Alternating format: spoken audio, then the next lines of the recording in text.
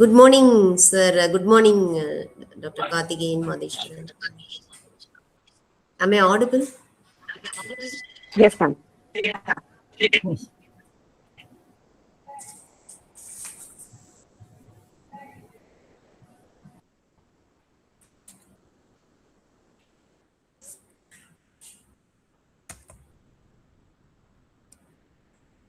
நான் பேசுறது கேக்குதா உங்களுக்கு? திவ்யா, நான் பேசுறது கேக்குதா? Yes, ma'am. கேக்குது ma'am. Yes. She's going.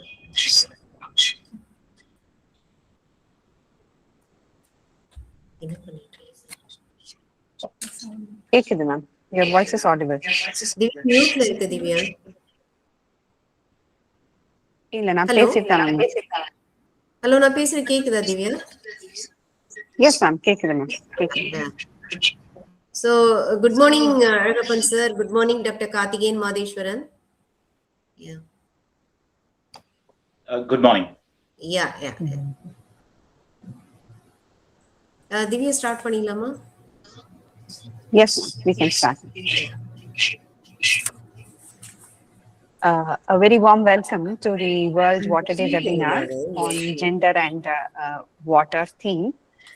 It's a great pleasure to have with us some of the eminent speakers who are expert in water management and to really deliver the lecture on water-related digital twinning with respect to gender and water. And we have Professor Saravanan sir also with us, who will be talking about climate change, the gender aspect and water-related aspects. And a very warm welcome to Dr. Alagappan sir from the UNDP. To our professors, Dr. Kanmani Madam, whose leadership has brought us to this particular event. And welcome all to this particular forum where we have got a lot of time to discuss about the main theme of how gender can be connected and how gender can be utilized as a platform to motivate people towards water conservation and sanitation. So with this few words, I hand over the forum to Dr. Alagappan sir to provide his welcome remarks. Sure. Thanks, Dr. Divya. Am I audible, hope? Yes. Good morning to everyone. I take this wonderful opportunity to thank my secretary first, Secretary Planning and Development Department, for permitting us to do this collaborative approach. Also, I would like to thank Dr. Kanmani and CCDM Anna University and UMI for this wonderful collaboration. Because for us, UNDP, this World Water Day is very important because it's a significant call to the global action. Also at UNDP, our mission is to advance SDGs. For sure, every one of you know, but this is very deeply connected with SDG 6, clean water and sanitation. The way UNDP looks is water is not only a resource; it's a foundation for life, equity, and resilience. So while the technology transformation is happening in the water governance also, UNDP try to ensure across the globe this digital innovation does not burden the gap. but also it should empower the communities, especially women and marginalized groups. Marginalized groups.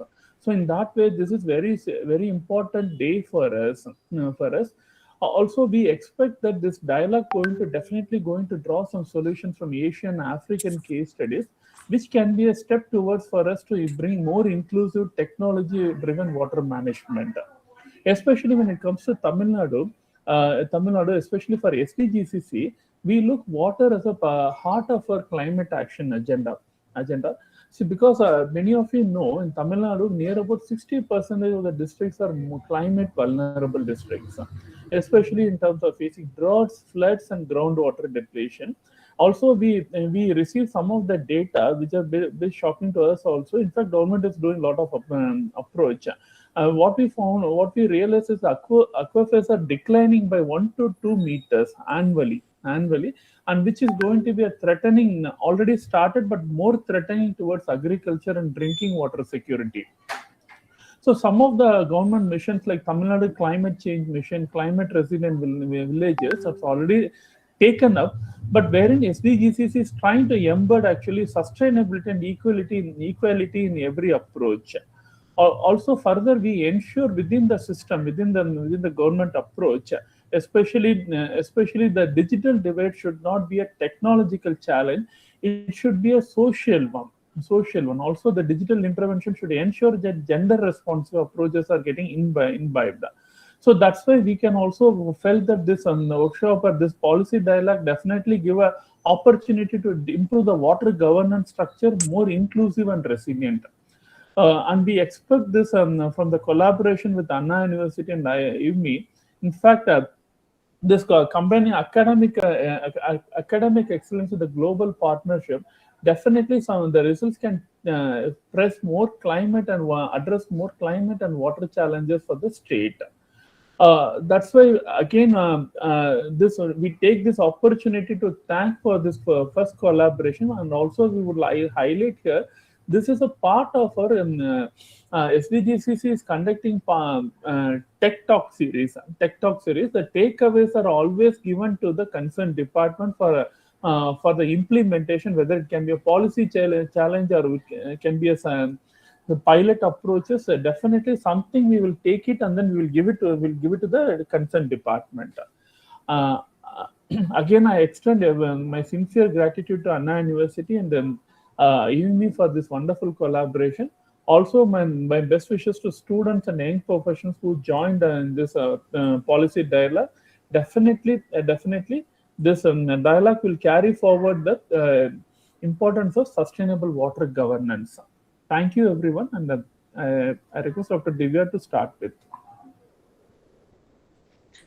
Thank you so much, sir. Thank you.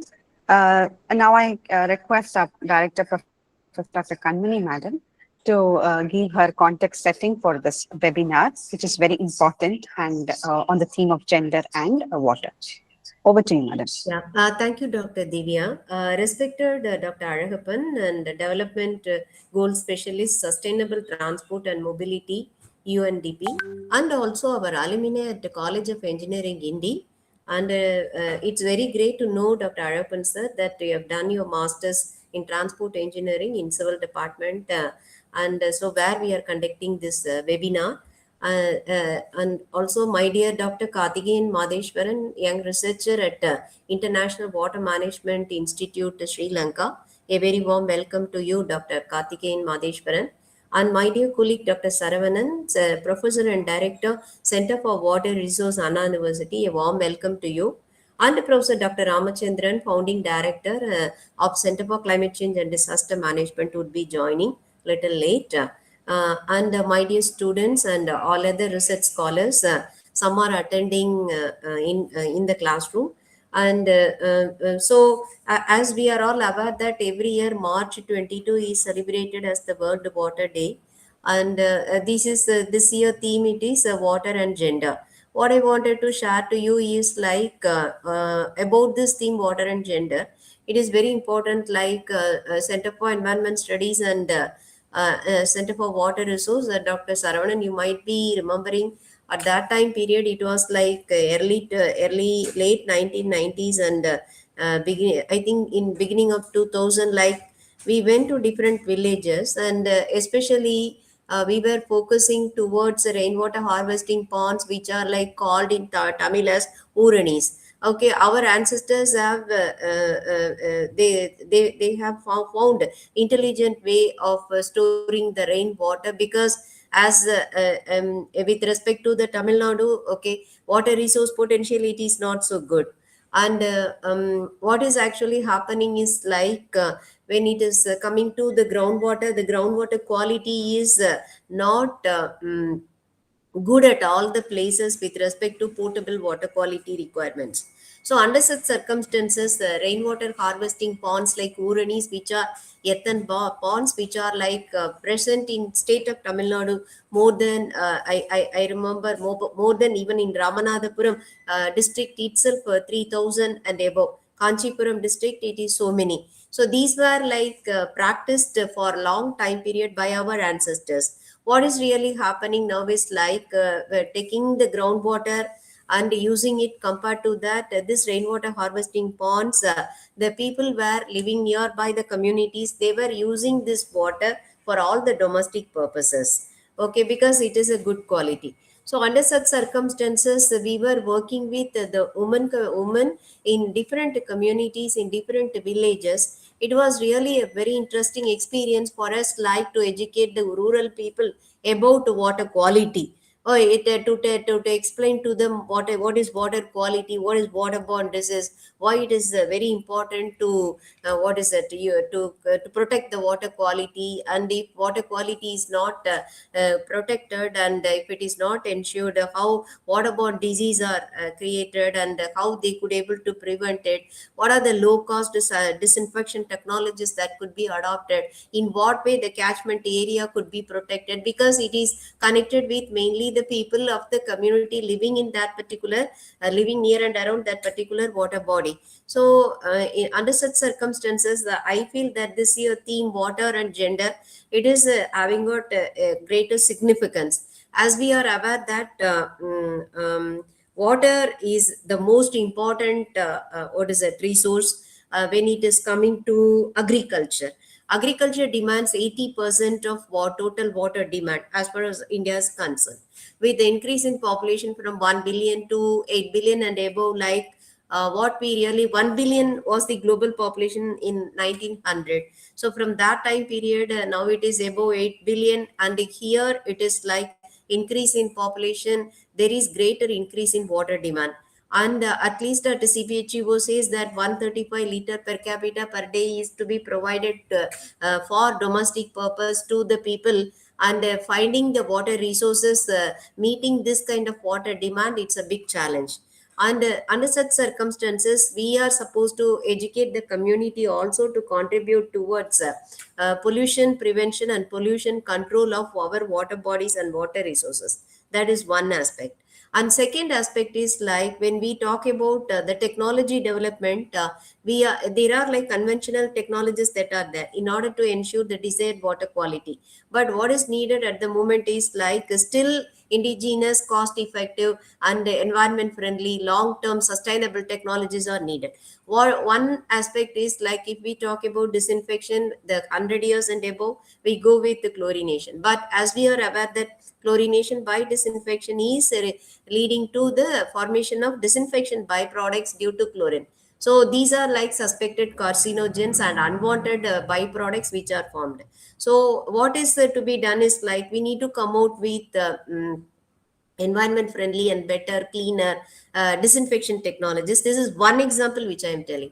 In all aspect, it is very important to come out with environmentally sustainable pollution control technologies. That is very very important. And so gender, if we talk about what could be the contribution of women really could able to contribute to a greater extent, starting from pollution prevention and development of appropriate technologies for pollution control, and also the effective implementation of these technologies. Okay, so there are like almost as far as the Tamil Nadu is concerned, even if we talk about our College of Engineering India, Anna University, Dr. Arafan sir is here. As you are aware, sir, like when we talk about the number of civil engineering students admitted, Okay, 20 years back, it is 100. It means it is like 10%, 20% only girl students, 80% it is like boys. But now we are having got 50% boys and 50% girls. And even it might be changing in the future, like more and more students, girl students are entering into the engineering education, scientific education. They are entering into the research. Especially these transformations are happening in the past 2 decades. It means that it's a very good sign. So women really could able to come out with respect to all aspects. And also what I wanted to, one more point which I wanted to add to you is like, today, as we are aware, there is some data which I think Dr. Divya also had given, from UN Women 2023. An estimated 1.5 billion people, women and girls, live in countries facing high or very high exposure to drought. And also WHO 2023 published that unsafe water, sanitation and hygiene are responsible for death of around 1,000 children under 5 every day. This is not a simple number. It is really significant. We need to look into that. At least three people, if we take, at least one person is like lacking with respect to providing safe drinking water. At least 9 people, if we take, one person is, sorry, 9 in 1 is for water, 3 in 1 is for sanitation. So we don't have sanitation. Like when it is coming to, what is it, sanitation system, as far as our country is concerned, what really happened in the past 5 decades is that population, it was growing, and then water demand was increasing, and water consumption was increasing, wastewater generation was increasing, but 100% of the water supplied to the community, it was not collected properly in a scientific manner as the wastewater, and therefore these wastewater released into again the water environment. Till now 100% sanitation not provided. It is also responsible for deterioration of the water quality. So and this also we need to look into that. Another important point is like, today it is already declared wastewater. We cannot call it as the wastewater, we need to call it as the used water only, because 99.9% it's a water, 0.1% is the problematic pollutants, and the science aspect of that we need to understand completely and manage, so that we could able to do the reclamation and reuse of the wastewater.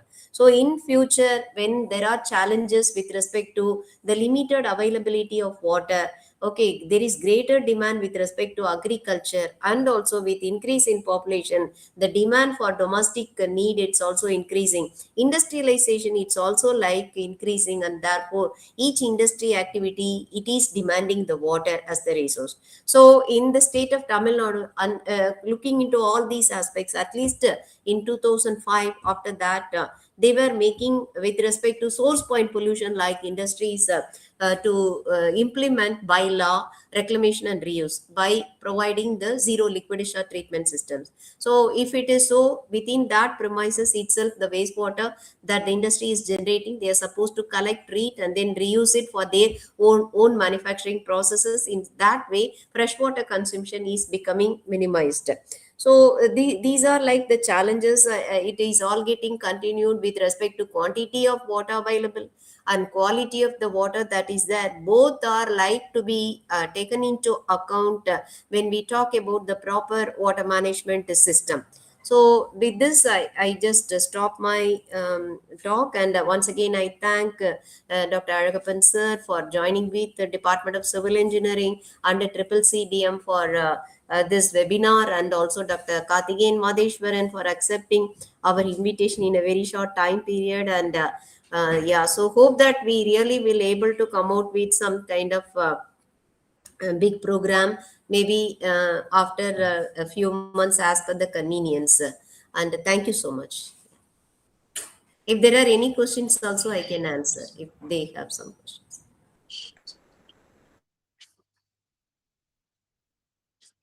Yes, thank you so much, ma'am, for giving us the context of what and how it is important with respect to gender and what that is discussing, especially, and how each individual have to really keenly look into the aspects of water conservation. Thank you so much, ma'am.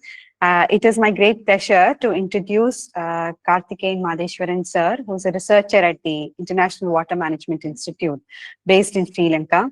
With 15 years of research and work experience in addressing water management challenges across Asia, Africa, and Latin America. Sir has significantly contributed to sustainable water resources management across Asia and Africa and has demonstrated exceptional leadership in agricultural water management, disaster risk assessment, and development of innovative digital tools for water monitoring and forecasting. Sir's commitment has been through technical innovations which include AI-based salinity flood forecasting systems in Bangladesh and frameworks for identifying wastewater treatment plants. So, Sir has contributed to numerous high-impact projects, including the Asian Water Development Outlook chapter, water productivity assessments in African irrigation schemes, and development of advanced tools for storage assessment and seasonal water availability forecasting in Limpopo. And his previous roles as a research fellow at the Stockholm Environment Institute and a postdoctoral fellow at the IWMI has further honed his expertise in water resources management in diverse landscape. Sir is a PhD in physical geography from the Roskilde University, Denmark, and engineering in hydrology and civil engineering. So, sir, with your expertise in this background and towards looking forward to installing a speech for the gender aspect and the digital aspect of water conservation. What do you think, sir? Thanks a lot, Dr. Divya. Good morning, everyone. It's a pleasure to be here. Once again, I take this opportunity to thank Mr. Alagappan, who has been a very long-time friend of mine. To be frank, we did our master's together in Anna University. So I was in water resources and he was in urban. And incidentally, Saravanan sir, I'm the first batch when Saravanan sir became the lecturer in the Center for Water Resources. So in a way, this is like a homecoming for me after roaming around the world for almost 20 years. I'm just hearing some echo here. Can I go ahead? Okay, sure. Let me share my screen.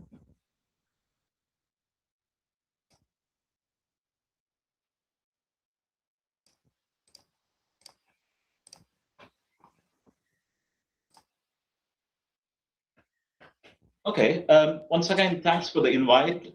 It's a real pleasure to be here and talk to you, coinciding with the World Water Day 2026, in which the focus is essentially on the intersectionalities between water and gender. As I've been introduced, I am Karthikeyan Madeshwaran. You can call me Karthi. I am a researcher at the International Water Management Institute. I am joining you from Colombo, Sri Lanka. And my talk is essentially about the digital divide. So I've been working at the interface of essentially developing technologies for solving water management issues, and how gender responsive approaches essentially improves the outcome of the technologies that we have produced over the course of past few years. And that's in essence is the crux of my talk. So what I will do is I will just give a quick background of International Water Management Institute, because I got to know about IMI when I was there as a student, sitting like you for different seminars in CWR, and then I just happened to be on the other side after 20 odd years. So I'll just give you a brief background of what we are, like the organization I work for. So what we are doing across the world and what I personally do in IMI, what are my expertise and how I am contributing to addressing the water management challenges. And then what I want to do is to focus on 4 specific case studies across Asia and Africa. Essentially, these are like technologies or like decision support systems that we have developed.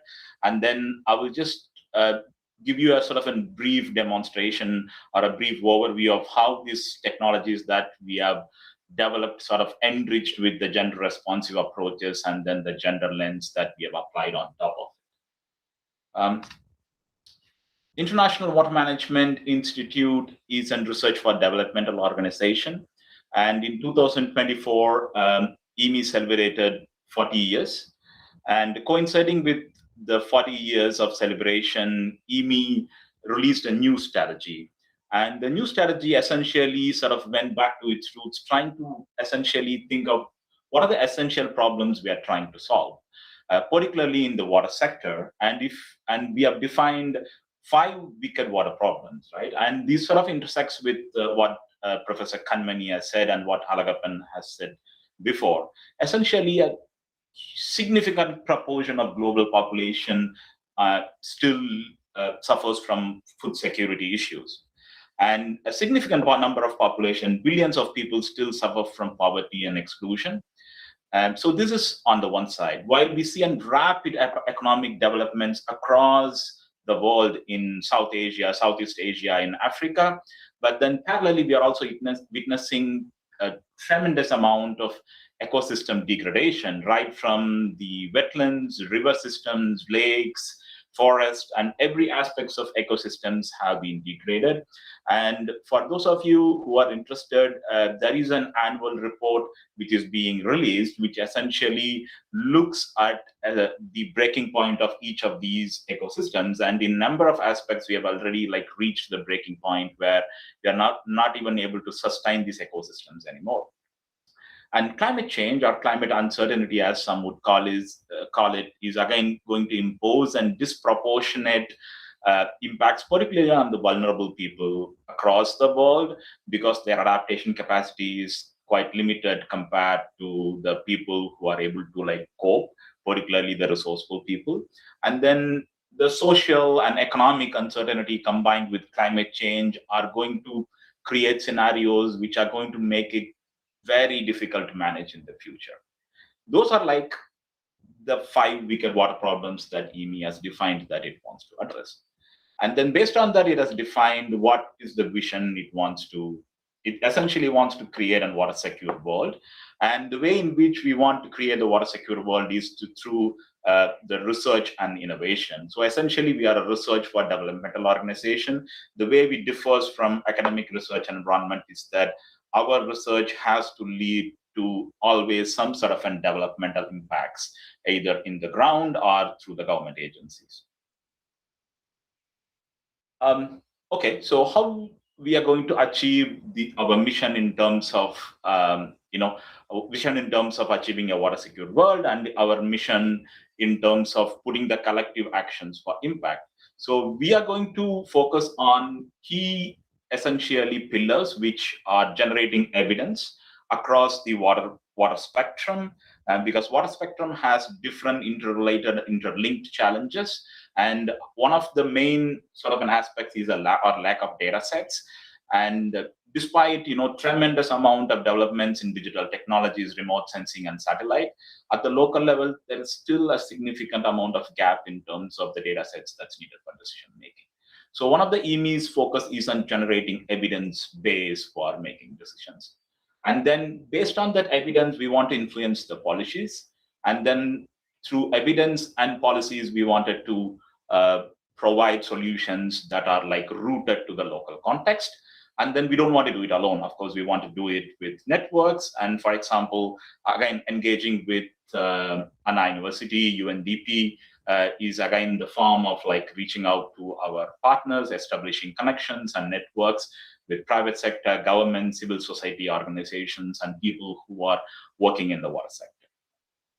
So essentially, through all this, we wanted to achieve a collective impact. If you look at EME as an organization itself, EME has got offices across Asia and Africa. We do have a satellite office in Italy, but then most of our researchers are based in Asia and Africa. We have around 16 offices around the world. And then we have a number of satellite offices. For example, India has got an office in Anand, Gujarat, and Pakistan have got quite a few satellite offices. But the headquarters is based in Colombo, Sri Lanka. That is where I work from. But having said that, it doesn't restrict us in terms of the regions that we work with. We work across different countries, depending on the expertise needed, and then depending on whether that problem that we are trying to address needs the capacity of people who are in different offices. So we leverage the knowledge of people from different countries with different expertise. And EME has got a number of researchers who comes from a very different background and very different skill sets. For example, I myself is a hydrologist or a water management expert, but then we have economists, we have ecologists, we have people who are specialized in gender, and we have people who are specialized in public relations, because we work a lot with the government agencies across the world. And most of the instances, government agencies are our primary, what you call, partner. But having said that, we are also increasingly working with the private sector around the world. For example, I myself do work with some private industries in Sri Lanka, focusing on addressing the productivity of the coconut plantations in Sri Lanka, which is quite low compared to the coconut plantations in India. Okay, in terms of what we actually do in EMI, in terms of the research, so we sort of divide it into 3 pillars. Again, this sort of cut across the 5 wicked problems. So essentially what we want to do is we want to mitigate the water risk, because that is going to solve the problem of, example, poverty, because significant amount of natural disasters push the people into poverty. Then we wanted to manage the water sustainably, predominantly in the agricultural space, because EMI works predominantly in the agricultural and to some extent in the industrial space in terms of the water management. We don't work a lot in the water health and sanitation space yet. So that is one aspect. Then the third pillar is overcoming the global inequality. So that is where the talk today fits in, because within this reducing these inequalities, you have, for example, we want to address the equality of women and marginalized people in accessing and managing this resource. So I myself belong to a group which cut across alleviating water risks and managing water sustainably, because I am sort of a cross-sectoral researcher. And then based on these 3 pillars, we have what we call 4 transformational layers. So 3 pillars are what we want to do, and how we want to do it is what be these transformational levers, which again sort of addresses some of these, wicked problems I mentioned. We want to generate evidence, and the way we generate evidence is primarily now using what we call water data science, where we try to close the information gaps right from the local level, from the field level to the basin, or even to the country level. And for the past 2-3 years, there has been explosion of artificial intelligence models, and we are increasingly leveraging the new technologies, particularly the cloud-based systems, large language models, agentic AI developments in terms of, for example, how this can be integrated into the existing water management tools, decision support systems, or how, for example, people with completely different skill sets, not necessarily their technical skill sets, could access these, leveraging these technologies. I predominantly work in water data science, but then having said that, there are like 3 other levers which looks at water governance, how water governance could be improved at the local, national, and transboundary scale. I do work with groups who are doing a water governance work, for example, in Cambodia, in Sri Lanka. And then we also have a significant number of researchers who work purely on gender, youth, and social inclusion. So I will just come to this topic of gender a little bit later. So we have significant number of researchers who work on it. In India, we have significant number of gender researchers who look at the gender responsive business models, for example, the solar irrigation. And across Africa, we have significant number of researchers who look at the access to water resources, particularly for the women and vulnerable communities. And one of the things that sort of an emerging trend in the past few years, particularly after the COVID, is mobilizing the scaling finance and investments, particularly for the water innovations. So most of the times the water innovations gets developed and you pilot it, but then it fails beyond the pilot. And the reason is that you don't have sufficient amount of finance or investments to scale these to a larger extent where you can have a tangible impact on the ground. So that's why most of the innovations fail. The other aspect why innovations fail is that it sort of generalizes the target beneficiaries or the audience that it wants to focus on. And that is what the gender and youth and social inclusion is about. So these are the 4 transformational levers that we work. So that is just to provide who we are, what we do, and where we work. Okay, coming back to me, I started my career in 2006. I happen to start from where you are now at the moment. So you can consider me as an, sort of an millennial version of yourself. So I was sitting there in Anna University in 2006, listening to the lectures and seminars by different people, which sort of enriched my thinking, and that sort of led to me to different sort of a career path where I did work for a private sector for some time in India before I did my doctorate in Denmark. And then once I did my doctorate in Denmark, I sort of pivoted from pure academic research to research for development, where I was based in Uzbekistan for a year, and then Sri Lanka, where I worked as a postdoctoral fellow. And then again, just before the COVID, I was based in Southeast Asia, predominantly working for that region as a research fellow in Stockholm Environmental Institute. But then right around the time of COVID, I moved back to Sri Lanka as a researcher. Okay, this is what my career journey is. So I hope that you, at least few of you, would get inspired by my journey, and then you would probably start your career on a developmental sector, because there are still huge number of challenges that's yet to be addressed. Okay, what do I do? This is just to give you a glimpse of what I do in the current year. So, for example, in the east I work in Cambodia, and in the west I work in Mexico, and in between I work across a number of countries across different topics. Of course, these are all related to issues of water management. For example, if I take Cambodia as a case, then the issue here is that we work to preserve an ecosystem, a large wetland, where there is a conflict between water, agriculture, water use, conflict between water for fish ecosystem, and then for domestic purposes. I work in Bangladesh, where I'm leading a project to develop and implement an AI-based river salinity forecasting system. So again, it's a specific water management challenge, but a completely different challenge. But in terms of the Middle East, I work in 3 countries at the moment: Egypt, UAE, Saudi Arabia, where we are trying to come up with the frameworks for treated wastewater reuse, essentially to generate the evidence base in terms of where the wastewater treatment plants are located, essentially using an AI-based model to identify wastewater treatment plants using satellite imagery, and then deploy a cloud-based satellite pipelines to look at the land cover, land use patterns, to identify water use in agriculture, to identify water use in industries. And I do something similar in Mexico, but then in addition to, for example, monitoring water bodies, because their water hyacinth invasion is a huge problem in water bodies, and we are developing an automated systems.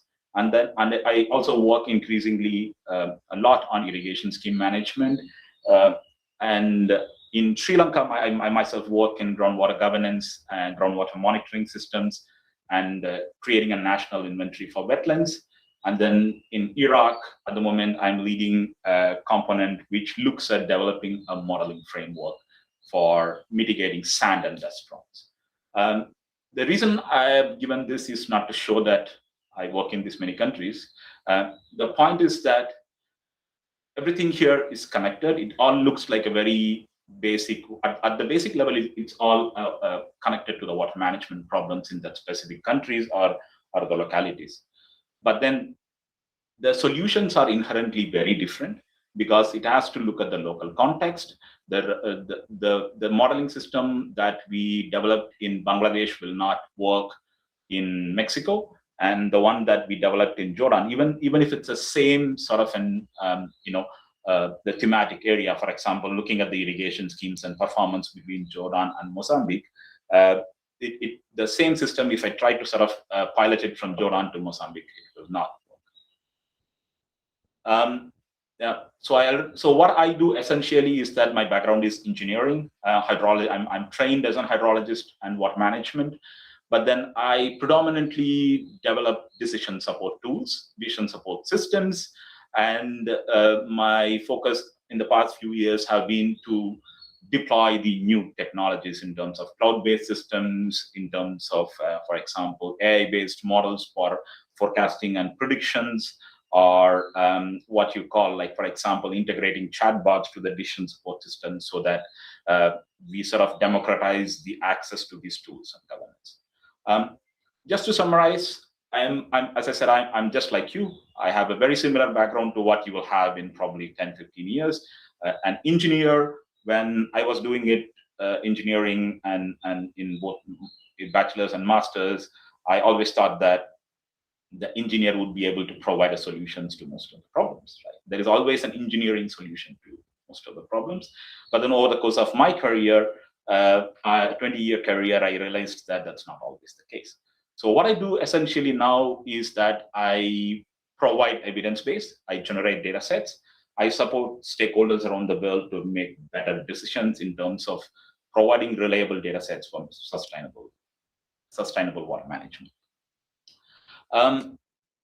Coming back to the topic, the reason why I wanted to just give you a brief background of what I do is that I work like you at increasingly, like in a very technological connected world. I work in a very, very similar manner to what you probably would do in the coming years. So I'm not a gender expert myself, but having said that, I interact with gender people on a daily basis, and most of our projects are essentially an interdisciplinary projects where we try to look at a solution that are like inherently interdisciplinary.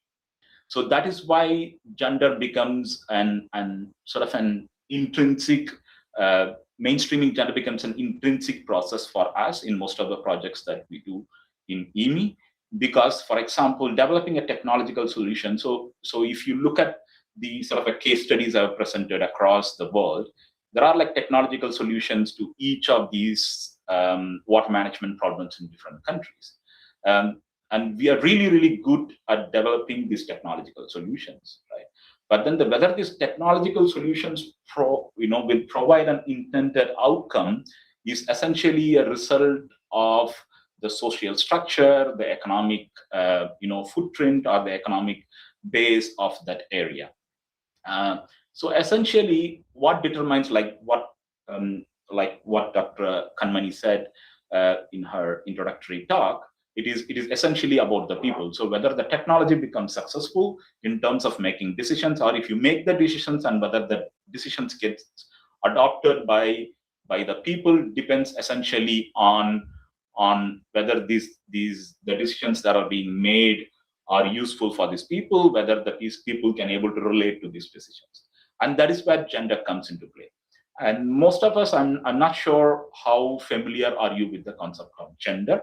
When you think about gender, we often think about male, female, or we think about the third gender. So what we generally think about gender in terms of these three aspects refers to physical differences, right? We essentially call it as a sex, which is ascribed at birth. It's mostly biological because it is determined by your hormones, chromosomes, and reproductive organs. That is not gender. Then what is gender? Gender is inherently different. It still refers to the same set of people, but then it puts them in a social context. Each of these people, when you put them in a social context, have a different roles and responsibilities based on their economic, socioeconomic status, their upbringing, their environment. They have different entitlements and rights, and based on their all other attributes, intrinsic and extrinsic attributes they have, then they have their own thought process, right? And then that sort of manifests in terms of expressions. And together, all these is called gender. So gender is not something that you say, okay, this is men, woman, and third gender. That is not what we ascribe to as gender. So that is essentially what we call as an biological differentiation that you make. Rather, gender is something that is socially constructed. Right? You put these people in a different setting. I can give you an example. For example, the water access issue for a teenage girl in Chennai is not same as a water access issue for a teenage girl somewhere in the rural parts of Tamil Nadu, because the socioeconomic settings are completely different. The roles and responsibilities are completely different. So that is what we call as gender. So I just want you to make sure that you understand the difference between gender and sex. So if there is one takeaway that you do from today's presentation, and it is essentially this. Okay, why gender matters? You look at the first picture, we were talking about equality, right? Equality is about providing the same thing for everyone. So this is again and sort of an description or the pictorial representation I took from one of the CGIAR's manual on gender. You can see that, for example, for the mobility, providing a bicycle to everyone is equality because everyone gets the same bicycle. But then what it doesn't address are essentially the social settings in which all three of them are in. For example, the woman might have to care for her children, and she may not be able to use the bicycle effectively because there is no one to care for the children in the home, or the person who is having some disabilities or mobility issues, then essentially the mobility needs to be completely different than what you provide them. So that is the difference between the gender equality and equity. So if you translate this essentially into what I call as technological space, particularly in the water management, so you have a water challenge. For example, you take any water challenge that I've showed it to you, the river salinity forecasting system in Bangladesh, where our primary focus essentially is to develop and pilot the system because it hasn't been done before, and that is the reason why we are trying to get into this space to make a difference. And we generate data sets, we generate models, and then we produce a forecast which essentially tells a government agency or the local community that this is the forecast it is going to be.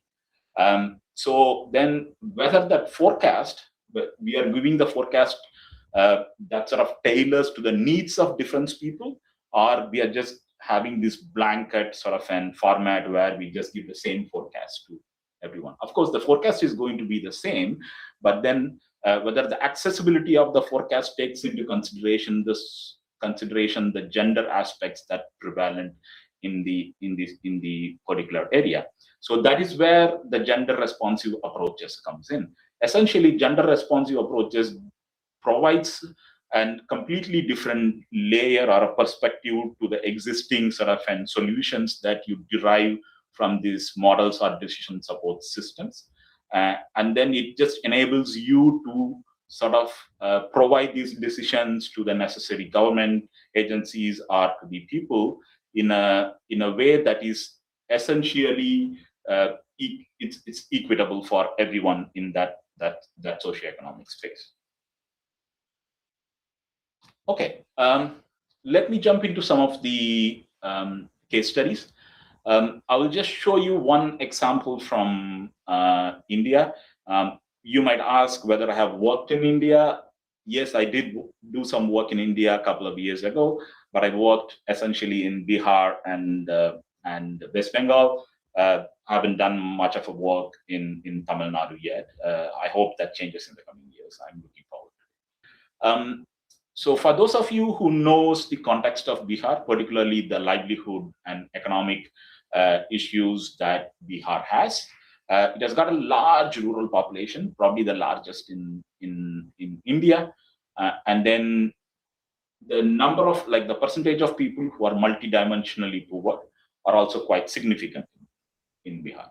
So this is essentially the societal challenge of the context in which the technological solutions have been implemented. And most of the women are disproportionately landless. That means they don't have any possess any physical properties. They don't own any assets. They don't own any investments or capital. Most of them work as laborers in the agricultural fields. So what this entails is that, for example, most of these vulnerable underprivileged women are excluded from agri-entrepreneurship opportunities. And there are like inherent barriers to adapting existing innovations. For example, if there are training going on during certain time of the day, they can't come for this training because they have to go and work in the agricultural fields because their primary income depends on that work. And then, so the agri-food innovations that EMI, along with other local as well as international agencies that have implemented, is to what we call as an agri-food innovations, which essentially looks at cultivation of mushrooms, which provides a constant source of income. There are like existing setups that exist within the system that can be deployed, and the women can be trained, and then they can earn a sort of a constant income over the course of the entire year, right? That is like the technological innovation that exists. There are no issues in it. It has been proven. But then the challenge, essentially, when you apply the gender responsive approaches, is that, so if you're a first-time woman entrepreneur, then your access to these innovations are extremely limited. Because then what you need to do is you still need to have some sort of capital investments, or you need to be a part of the existing groups. So if you are a part of for example, a landless rural group, then your access to these technological interventions are also limited. If you are a smallholder producer where you don't have a market access, then you have issues in terms of accessing this agri-food innovations. So this is how, for example, you see there is a larger societal problem which sort of transcends the gender that exists in Bihar, but then it focuses on a specific group, particularly the vulnerable, and women are at the top of the list. But then even within that women, you have sections of women who are like first-time entrepreneurs or a marginalized group who can't access these food innovations. Okay, so then what EMI has done is to produce like what we call as an end-to-end business model.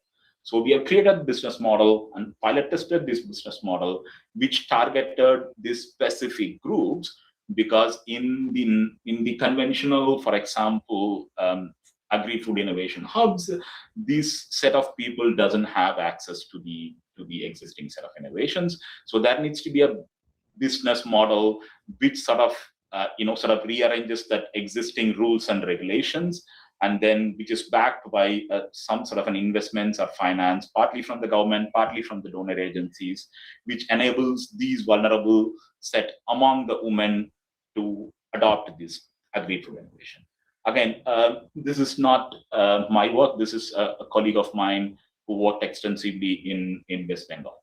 So I just provided this to give you a context of how an innovation which could be adopted and applied for all, but then it becomes difficult for certain sections of people who are really, really vulnerable to access these innovations or technological innovations.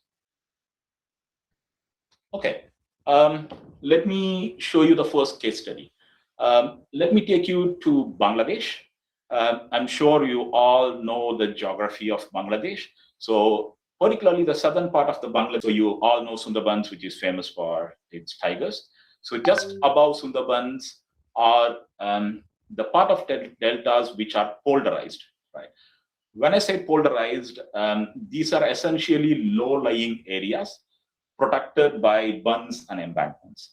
So these areas are, the elevations of these areas are even lower than the water levels, or even sometimes the bed elevations of the rivers. So these areas get easily flooded. So in 1970s and 80s, a large amount of donors funding went into creating these islands.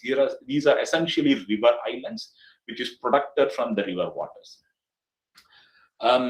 Previously, what happened is that people were adapted to living with floods. So they did not have, of course, they suffered quite significantly when serious floods impacted, but then they also got tuned to the rhythm of the ebb and tides of the floods. So, but then after these interventions, when these embankments protected these these land areas, which are essentially islands within the polders, that's what you see in the green, then it becomes an area for intensive agricultural cultivation. But then it also created a number of other unintended issues, and one of it being salinity. So this is just a schematic example of how polder would look like. You can see that these are essentially river islands protected by like earthen walls, and then you have settlements, you have agricultural areas inside, and then what you have are essentially the sluice gates. And the sluice gates, people open these sluice gates whenever they want to let the water in, and then they close it when they don't want the water. So in a way, this is an protection mechanism against floods. But then this did have like an unintended consequences in terms of, for example, the yearly deposition of sediments get reduced. That means that you need to apply more fertilizer every year to these agricultural fields, and the surrounding sort of the river system bed elevation becomes much higher than your polder elevation. But another sort of consequences that they have been facing over the past few years is the salinity, mainly the salinity intrusion from the coastal areas. So this location is approximately like 50, 60 kilometers from the, like maybe even 100 kilometers from the coast, as you can see. But then during the dry season, there is a significant amount of salinity intrusion. They need to close these sluice gates, and then only during the monsoon season, when there is a large freshwater, they open these sluice gates. So this is just the sort of a biophysical setting or the major water sources challenge they have. So what you see here in the map are essentially the polders that we are currently working on. And like just a zoomed in version just shows you the polders, and you can see that it has got like close to 21 or 25 sluice gates. And there are river systems all around this land area, which is protected by land banks. So the challenge is that when the fresh water comes, they have to open these sluice gates. If they open it at the wrong time, then they would eventually essentially let the saline water into the agricultural fields. Then it becomes a huge issue in terms of affecting the agricultural production, and it takes years and years for the salt to get flushed out of the system. So the timing of the opening of sluice gate is important, and you can see that it varies quite a lot from, say, for example, the first week of June in 2025 to August. So it's almost a period of like 2 months, depending on when the monsoon sets in. So the technical solution that we have come up with is an AI-based model, where I don't want to go into the details of the AI-based model, but then the AI-based model looks at the rainfall, looks at the discharge, and then it considers the forecast, and then it predicts the relations based on the historical relations between the discharge and salinity. It predicts when the salinity will be low in June or July for the farmers to open the sluice gate. So this is the technological solutions that we have produced, which we have piloted, tested, and we have implemented, which is all well and good. The technological solution works. There are like no issues with it, right? In a typical sort of an conventional dissemination of the forecast, this forecast gets produced, and we share it with a government agency or an extension agent, an agricultural extension agent, and then the extension agent mostly shares with the farmer. And in most of the cases, these farmers tends to be male. There is nothing wrong in it. There are like in terms of getting the reasonable outcomes from the forecast, it needs to be ensured that diverse people get access to this forecast, which also includes women, youth, and sometimes there are women-led households, like they are the only sole breadwinner in the family, and they manage the agricultural field settings, and really the forecast, the technical aspects of the forecast that we produce, and then we share it with the government agencies. We could have gone in a very conventional way in terms of sending it through SMS or sending it through smartphones, but then we decided against it because this was our first year of disseminating this forecast. So what we did was we curated this forecast in a local language. We printed it, and then we ensured that this gets delivered, a copy of it gets delivered to different people. But then, yes, these are all well and good. But then, how does the gender responsive approaches improves the reach of these forecasts? For example, we have conducted a number of focus group discussions involving women in terms of how this forecast needs to be disseminated. Right. One of the things that came out of these discussions are that the timings that the woman needs to access these forecasts are different than, like, for example, a male farmer, because women have other responsibilities in households in terms of cooking, in terms of household maintenance, in addition to the farm activities they do with the counterparts from the family. So if the woman wants to have access to this forecast, then they mentioned that the timings needs to align with their schedules, right? And then we essentially sort of improved our interactions with the women farmers and then the women stakeholders in the polders so that it reaches them. In addition to that, the way in which, for example, it works is that our forecast provides a lead time of 10 days, but then sometimes based on the data availability, it could be as low as 3 to 5 days. Right? Because we depend on the forecast. If there are we depend on the external meteorological forecast to run our discharge and salinity forecast. And if there are some delays in accessing these meteorological forecasts due to a number of issues, then there would be a delay. So we promised the farmers that the forecast would come to them at least 3 to 5 days in advance. When the salinity level sort of goes down, then they know that when to open the gates. But then the women who participated in this workers group discussion told them that they needed longer lead times because the challenges that are faced by women in terms of managing the farms, in terms of opening these, sluice gates in the secondary and tertiary canals are completely different because they have additional responsibility. So then we sort of devised or developed a schedule that fits with women participants and women farmers and women-led households. And we also try to ensure that we provide them at least 7 to 10 days of longer lead time consistently. So we made sure that last year, as we sort of entered the forecast into the critical week when the salinity goes down, we made sure that they get the forecast at least 7 days before the actual forecasted date. So this is how, one sort of an example of how you have a technology that is being developed, but then addressing the specific needs and necessities of different, for example, people with different needs and different contexts, different socioeconomic settings.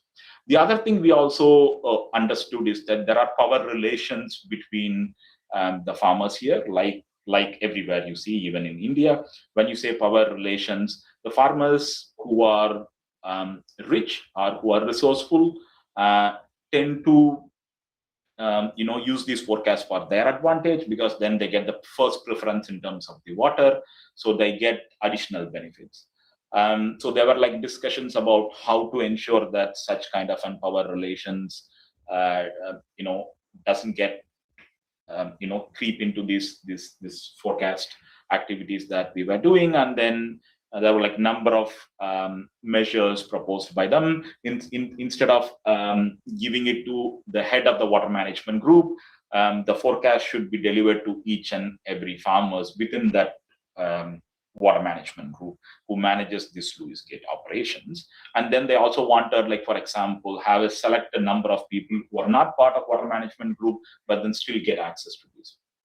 And this is what I call as gender. Although here I mentioned predominantly the challenges faced by the women, but there are also, for example, the socioeconomic stratum that exists, where even if there is a male farmer, some male farmer with less resource, or the farmer who's richer than other farmers, get preferential access to the water here. And he or she can control the sluice gates. So that is where what the gender sort of an approach sort of came in and then enriched the forecast. We'll jump into the second case study, which involves groundwater and salinity management in Jaffna, Sri Lanka. This is a project that I've been involved in for the past couple of years. Just to provide the context and setting, Jaffna is a peninsula, as you can see. That means it's almost surrounded by sea on most of the sites, except a very small land connectivity. And you also have a number of islands. And in terms of the geological characteristics, Jaffna is also pretty unique compared to rest of Sri Lanka, in the sense that the geology of the Jaffna is predominantly dominated by what we call as a limestone aquifer system. So what this means is that, for example, if you have a limestone which is prone to having these cavities, and these cavities gets connected to the saline water, and your freshwater lens essentially becomes saline in no time.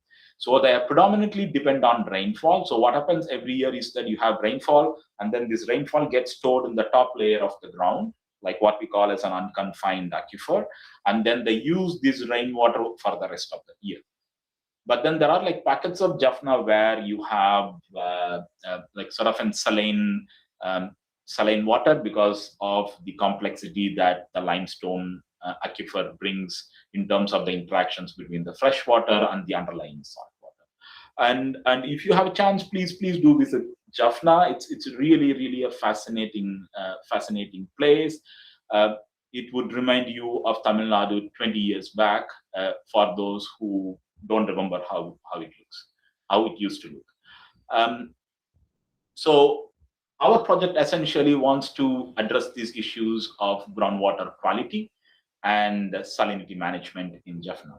So I myself have, as with any other projects, my initial role sort of involved in determining the water balance, like the bread and butter of any other hydrologist.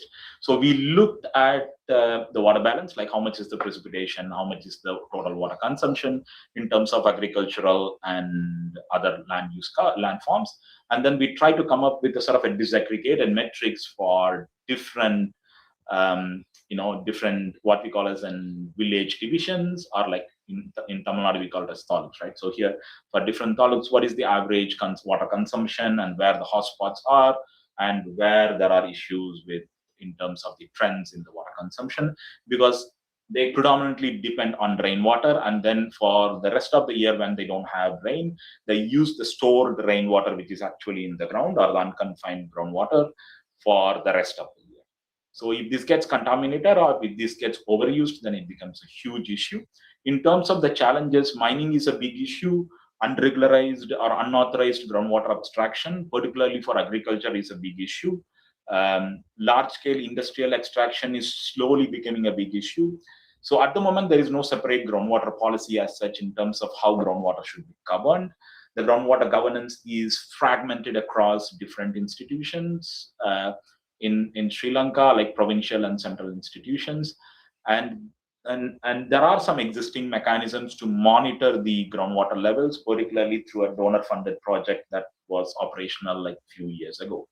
But then again, the challenge was that these data sets are not available to even other government departments for various reasons. So at the outset, you have a challenge in terms of managing the groundwater uncertainty. On the other hand, you have a challenge in terms of not having a reliable data to understand what is the situation and how it changes dynamically. In terms of what we initially did is to, with the help of government agency, we installed close to 15 automatic groundwater monitoring and salinity monitoring stations, where it monitors groundwater levels, changes in groundwater levels, as well as salinity over the course of every 15 minutes.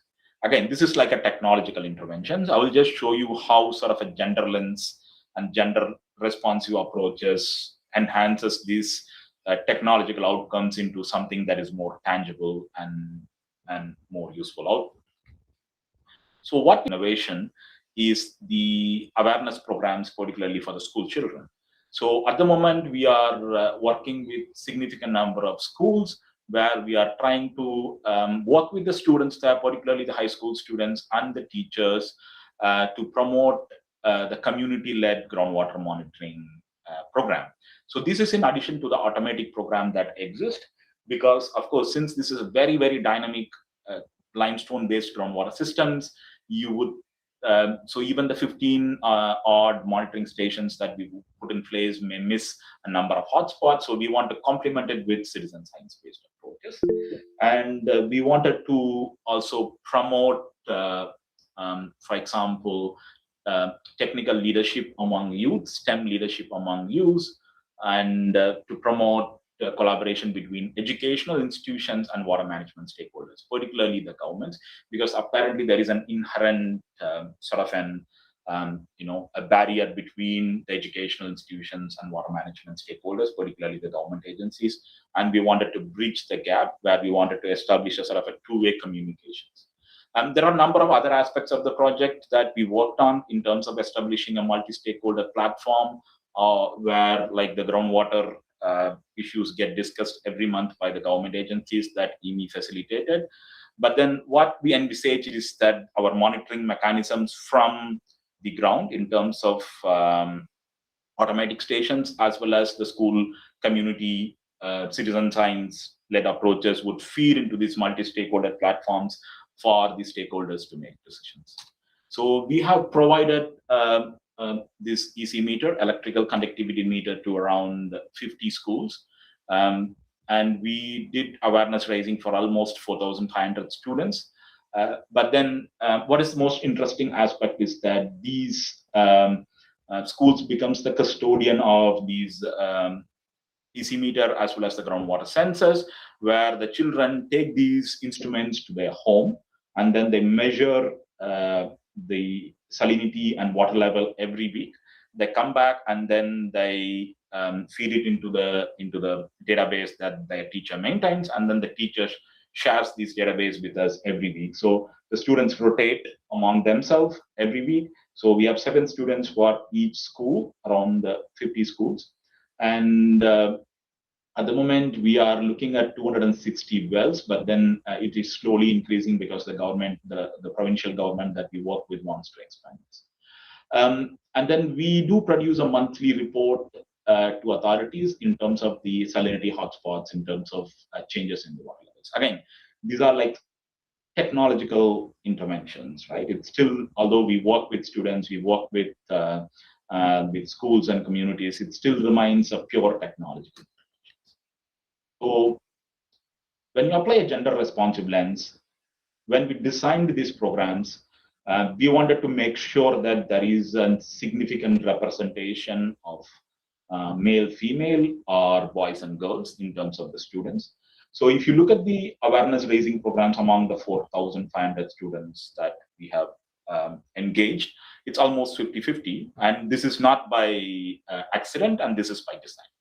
And when you look at the distribution of students who are collecting the data for us, and this program is going for the past 2 years now. So we have got the data for almost a year and a half, that for across 250 wells. And you can see that the significant number of students who collect the data for us, who take these instruments and then measure it and then report it back, are all not all, like significant number, almost 60% of them are girls, and then we have like around 40 to 45% boys.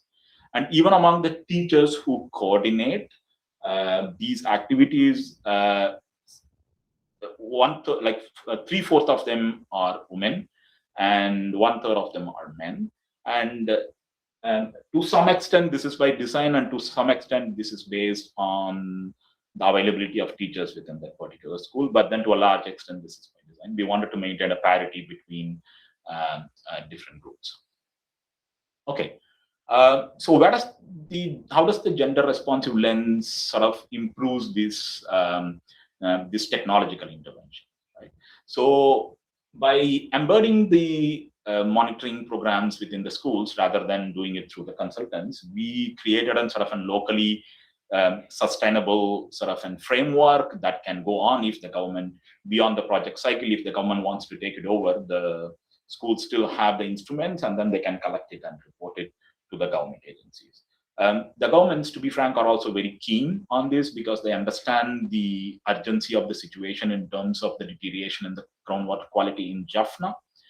And in addition to that, we are essentially building the STEM skills, particularly for the girls. Often there is a perception that the STEM skills are like Dr. Kanmani said, that there is a significant proportions of girls coming into the engineering stream now in Anna University. Again, this is like a very similar. Like we just wanted them to understand more about the environment that they live in, how their environment has been changing, and to a reasonable extent, we sort of, through our awareness raising programs, we try to sort of point them in the directions of what are the causes of changes. Sometimes these causes are essentially the natural causes, like lack of rainfall, and sometimes these are anthropogenic. When we say anthropogenic, you can assume, for example, there have been instances of large-scale groundwater abstractions for industrial water use that sort of depleted the groundwater in a particular island. And there have been instances where, like, for example, some disaster happened and there are like seawater intrusions that came into one island, and it sort of stayed there. There was like the seawater did not get flushed out because the traditional recharge structures and then the freshwater barriers have been damaged because of the long wars and conflicts they had. So the whole idea is that we envisaged the girls essentially, because in these, if you know the context of Jaffna, particularly there are a number of small islands in Jaffna, and then since sometimes the water is excessively saline, they have to go and collect the water, particularly for the drinking water purposes. There are private industries which does, for example, water purification, like small RO plants are being established across the peninsula, and then they sell the water on a commercial basis, which is not very expensive. But then there is still time, there is still resources that needs to be deployed, and most of the time it fell on women and girls to be responsible for collecting this water, right? And that is a reason why we designed this entire sort of an citizen science or school-based monitoring programs, not excluding men or boys, but then integrating them, but then having a primary focus on the girls, where we wanted to just change their identities from traditionally they have been known as like roles for fetching water, but then we want them to be empowered and then have comfortable in terms of understanding what's going on in their environment, and then where they are comfortable in calling themselves as a water expert. I just wanted to add on one more, like as a part of this project, we also implemented a rainwater harvesting system. And these are like nothing fancy. These are like a normal rainwater harvesting systems that you notice in different parts of Tamil Nadu, like for the past 20-25 years. But then when we were having discussions with the households who are managing these rainwater harvesting systems, because of course this has got like this layers of filters going from coarse, like for example charcoal, to gravel, to like sand filters. But then when we were having discussions with the issues, there were like specific inputs from women in terms of the design of the gutters. They were like asking us, because sometimes it is difficult for them, particularly during the pre-monsoon period, to clean these gutters, because if you do look at the map of Jaffna, you do notice that it is quite, although the center of Jaffna town is quite urban, the rest of the district is quite rural. That means you have a lot of trees, so each household has got some parts allocated for the home gardens. So that means that these gutters get clogged, and so the maintaining these gutters becomes an issue, particularly for the women, because there are a lot of migration happens from Jaffna in terms of, for example, to secure the livelihood opportunities. There are a number of households where the men are working outside Sri Lanka, like outside Jaffna, and women are primarily responsible for managing and maintaining the households. In such instances, they were suggesting some specific measures in terms of implementing some screenings. Also, like even we had some very interesting observation in terms of the sizings of the filters. Of course, these sizings are based on the standard design, rainfall, and then other design aspects.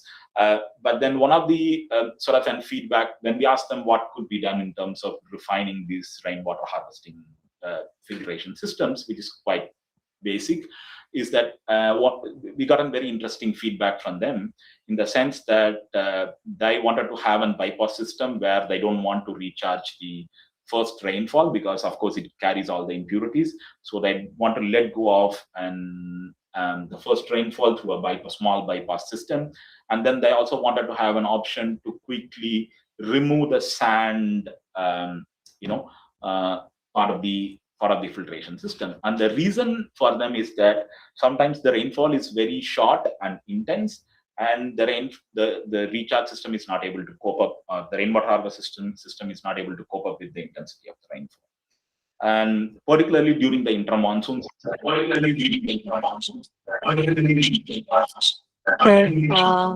Sorry to intervene. So can we have this timer live? Yeah, I'm going to wrap it up. Thank you. Okay, so we had some very interesting conversations. Now, in the upcoming years, in the current year, we are planning to redesign, for example, the guidance and manuals based on the feedbacks from the MENA. So this is another example where we sort of transition from purely technological interventions to employing the gender responsive approaches. I've got 2 more case studies, but then I will just present this case study. So this essentially is a case study from Mozambique where we looked at a specific irrigation schemes. Mozambique is located in the Southern Africa, just above South Africa. So this part of irrigation scheme is in Limpopo. Essentially, we looked at how the irrigation scheme performs, and then we developed a dashboard for the government agencies who can use it, which is again a very, very hardcore technological solution where our primary sort of beneficiary is a government agency in Mozambique. When you apply a gender lens, for example, here in this instance, we deployed what we call as a multidimensional inclusivity assessment, where we looked at different thematic areas which focuses on social inclusions, which focuses on different dimensions of inclusivity, intersectionalities, and what are the gaps that could improve the systems, right? And then you can see an overall score. So we came up with a score, and then we identified what are the strengths and weaknesses of these tools. What I wanted to highlight is the dimensions on the inclusivity, right? So what we identified when we deployed this method, this sort of a method on assessing the inclusivity is that so there might be instances where certain groups would use this information to deepen the inequality, and then that would essentially marginalize some sections of the population. That could be essentially a vulnerable population within that area. And we also found that, for example, some of the decisions that could be made based on the tools that we have developed without proper training, particularly for the government agencies, in terms of how to, of course, they know how to use these tools. When you say how to use these tools, click here, click here, click here, and then you get this, right? But then in terms of making decisions and in terms of interpreting these tools, interpreting the data sets, interpreting these indicators from the tools, if these governments doesn't have the training in terms of interpreting this would disproportionately affect some vulnerable groups, which includes women, older farmers, and low literacy users. One instance, for example, is that we have an indicator which looks at the crop water use from the remote sensing. But then there might be a case that an woman or a vulnerable or old farmer might be using an additional water to supplement because there is a dry spell within that period, and then that might be flagged as an unauthorized water use, and either that woman or older farmer or a poor farmer might penalized based on the tool. But then our tool has got like 20 to 30% uncertainty. So it is necessary for us to train the stakeholders in terms of how to interpret these very technological tools and how to use it judicially. So this is an instance. So I still have a case study. I will skip it, but then I will just jump to a last slide. What I wanted to conclude is that, so this is just a glimpse of our work across Asia and Africa. So what we have witnessed across all these projects and all these activities are that, of course, there are a lot of data sets available. We often complained about data sets, which is partly true, particularly in the local context, but then in many contexts, there are data sets available. But then if you consider the society as an sort of an average, or if you don't give due consideration to the gender aspects that prevail in the socioeconomic settings, the cultural angles within that, we might have rich data sets, but the system that we have developed would be pretty poor.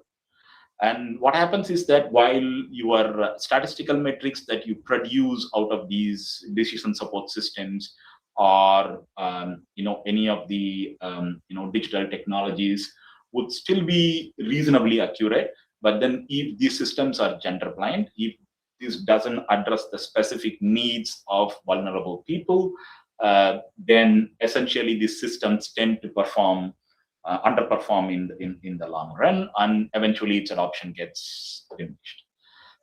So when you include the gender responsive approaches, when you include the gender lens, what you get is a better data density, better data dispersivity in terms of capturing different groups, different aspects, and different socioeconomic settings. And what drives these data points are essentially this set of people who are inherently different in different ways.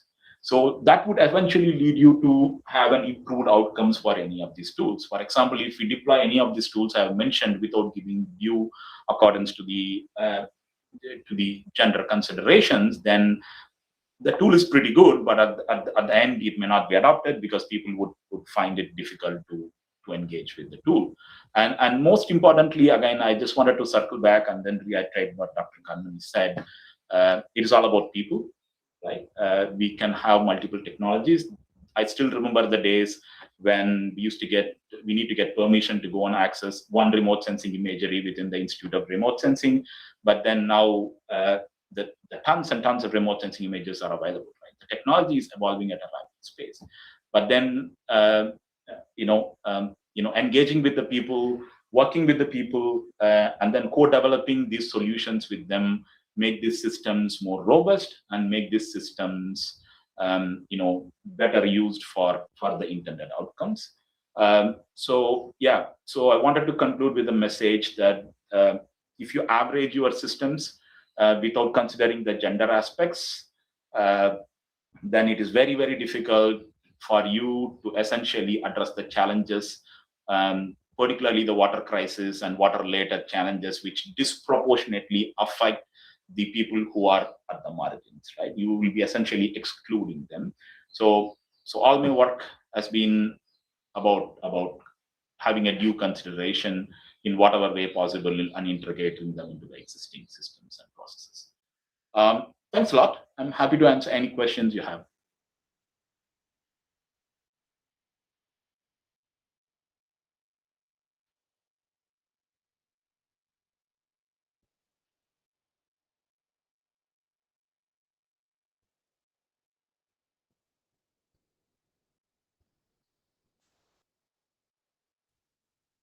Anybody has got any So questions? thank you so much. So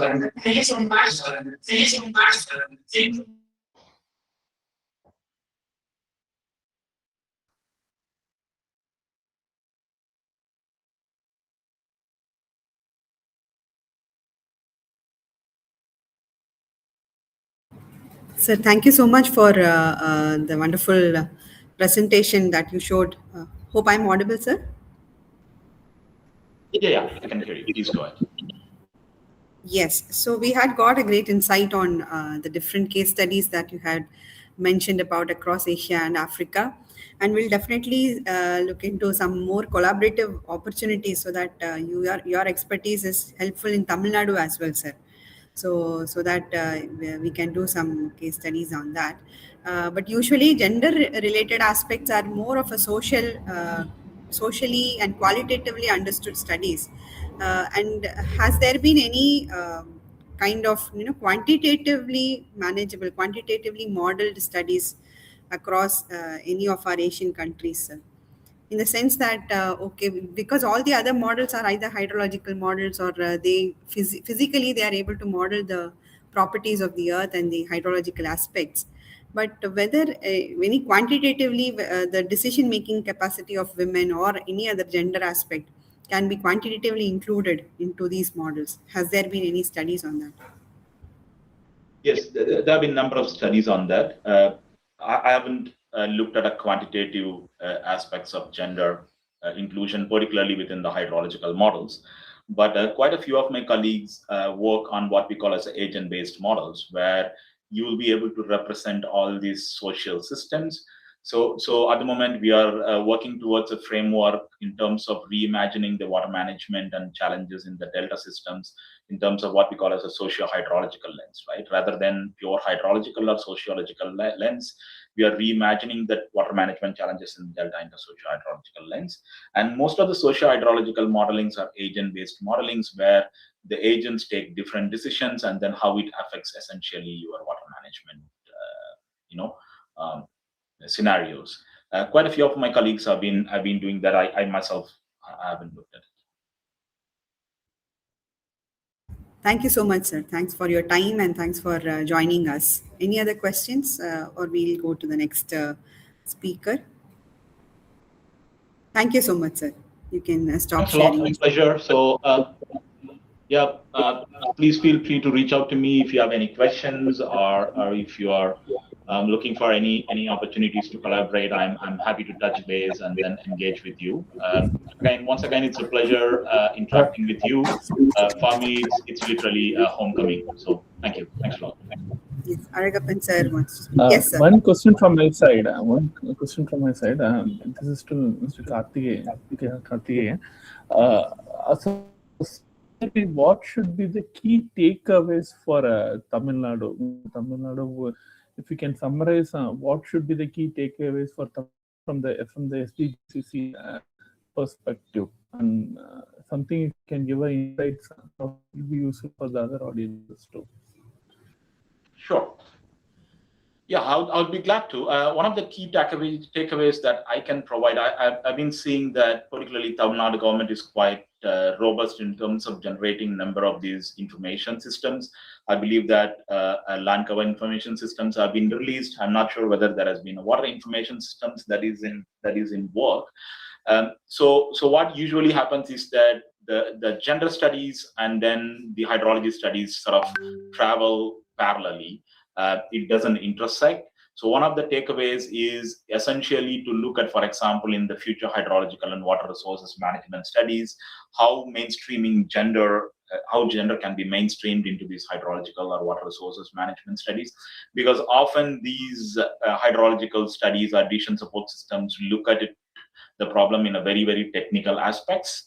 So like Dr. Divya said, there are potentials depending on the case settings to either look at it qualitatively or look at it quantitatively. So mainstreaming gender within the traditional hydrological modeling space could be one of the takeaways. And I still see that it's being done in a very parallel pathway, and then the intersectionalities are at least I don't see it. Maybe since I don't work there, I'm not aware of it. So that could be one of the key takeaways. The second key takeaways is again moving from a traditional hydrological modeling system where we essentially model the biophysical processes, and then we model these societal interactions again in terms of the change in the biophysical process, right? This happens in the land cover, this happens in the land use because something happens in the society. But then so sort of pivoted towards like integrating the water sources hydrological systems with modeling the social and socioeconomic systems, moving to socio-hydrologic models, moving to the hydroeconomic models would be much more robust and would much more give more of an tangible results in terms of intersectionalities and for example, how changes in, for example, the specific agents would affect the water scenarios in a specific locality. I'll stop. Thank you. Thank you so much.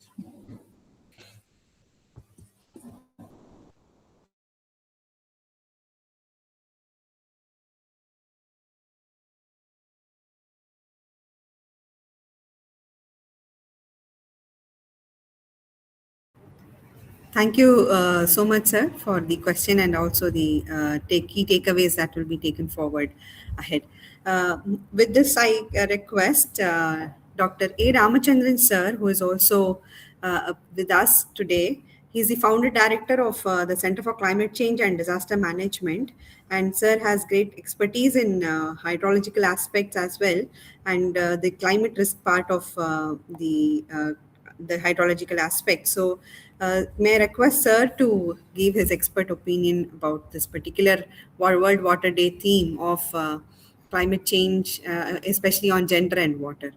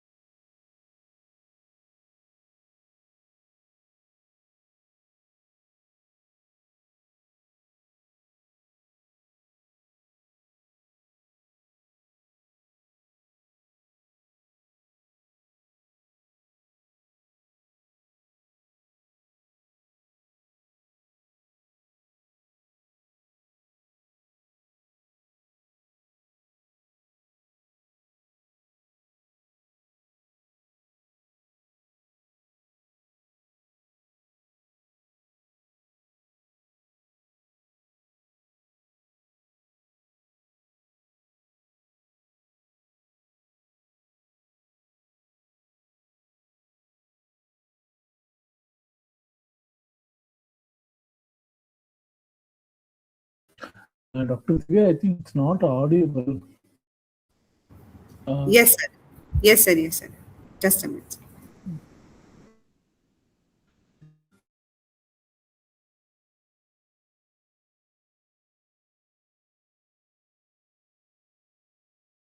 So meanwhile, we are able to connect Professor Dr. Ramchandran sir due to some technical glitch. I'm happy to welcome our Professor Dr. R. Saravanan sir, who is an expert in the water resources aspect and is the director of the Center for Climate Change, Center for Water Resources, and a very good adjunct faculty for the Center for Climate Change and Disaster Management. Sir has also worked for various hydrological related projects as well as on the nexus on water, energy, and agriculture nexus. So over to Sir for his deliberations on climate change, gender, and water aspect. Over to you, sir.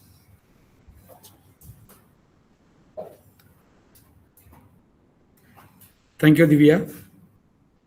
I hope I'm audible. I'm delighted to see Dr. Karthikeyan Madheswaran. Happened to be a alumni of CWR, 2006 passed out, right? So good to know. And you made a wonderful presentation, Karthi, and really it was enjoyable.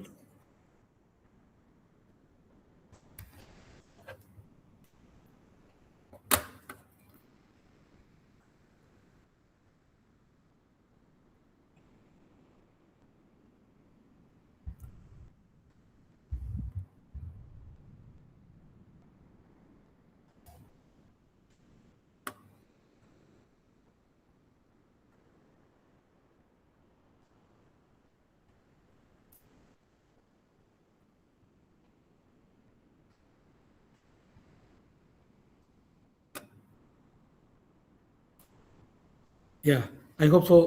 My slide is visible. Yes, sir. You can see. Sure. Yeah, thank you. Let me first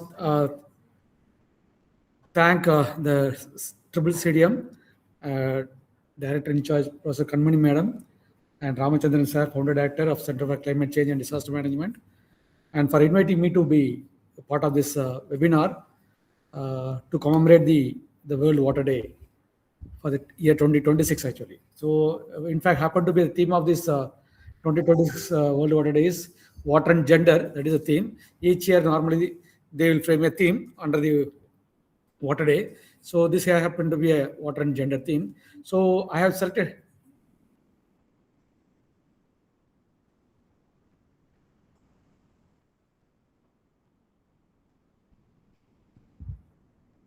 Okay, clear. Share earlier. Share. Entire. Entire.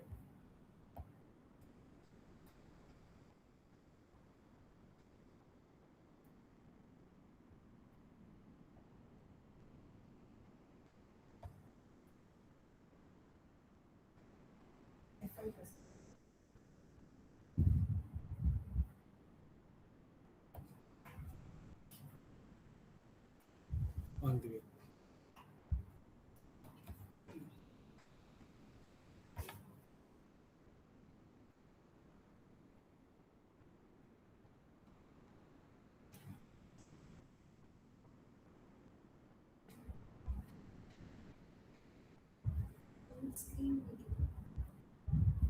This is getting shared.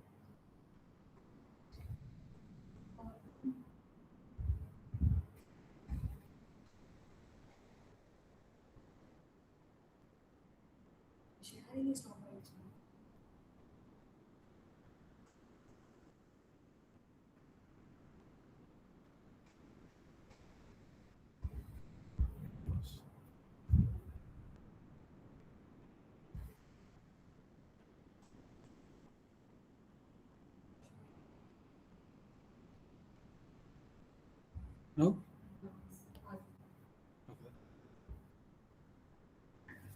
Right. So the selected topic is for this today's webinar is the future of water by integrating the gender, technology, and traditional wisdom for sustainable development. So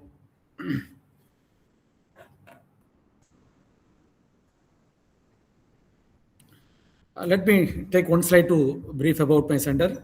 So the Center for Water is the first autonomous center, which is started in the year 1956 as a advanced hydraulics and dam construction and irrigation engineering. And the first PhD was awarded in the water sector in 1972.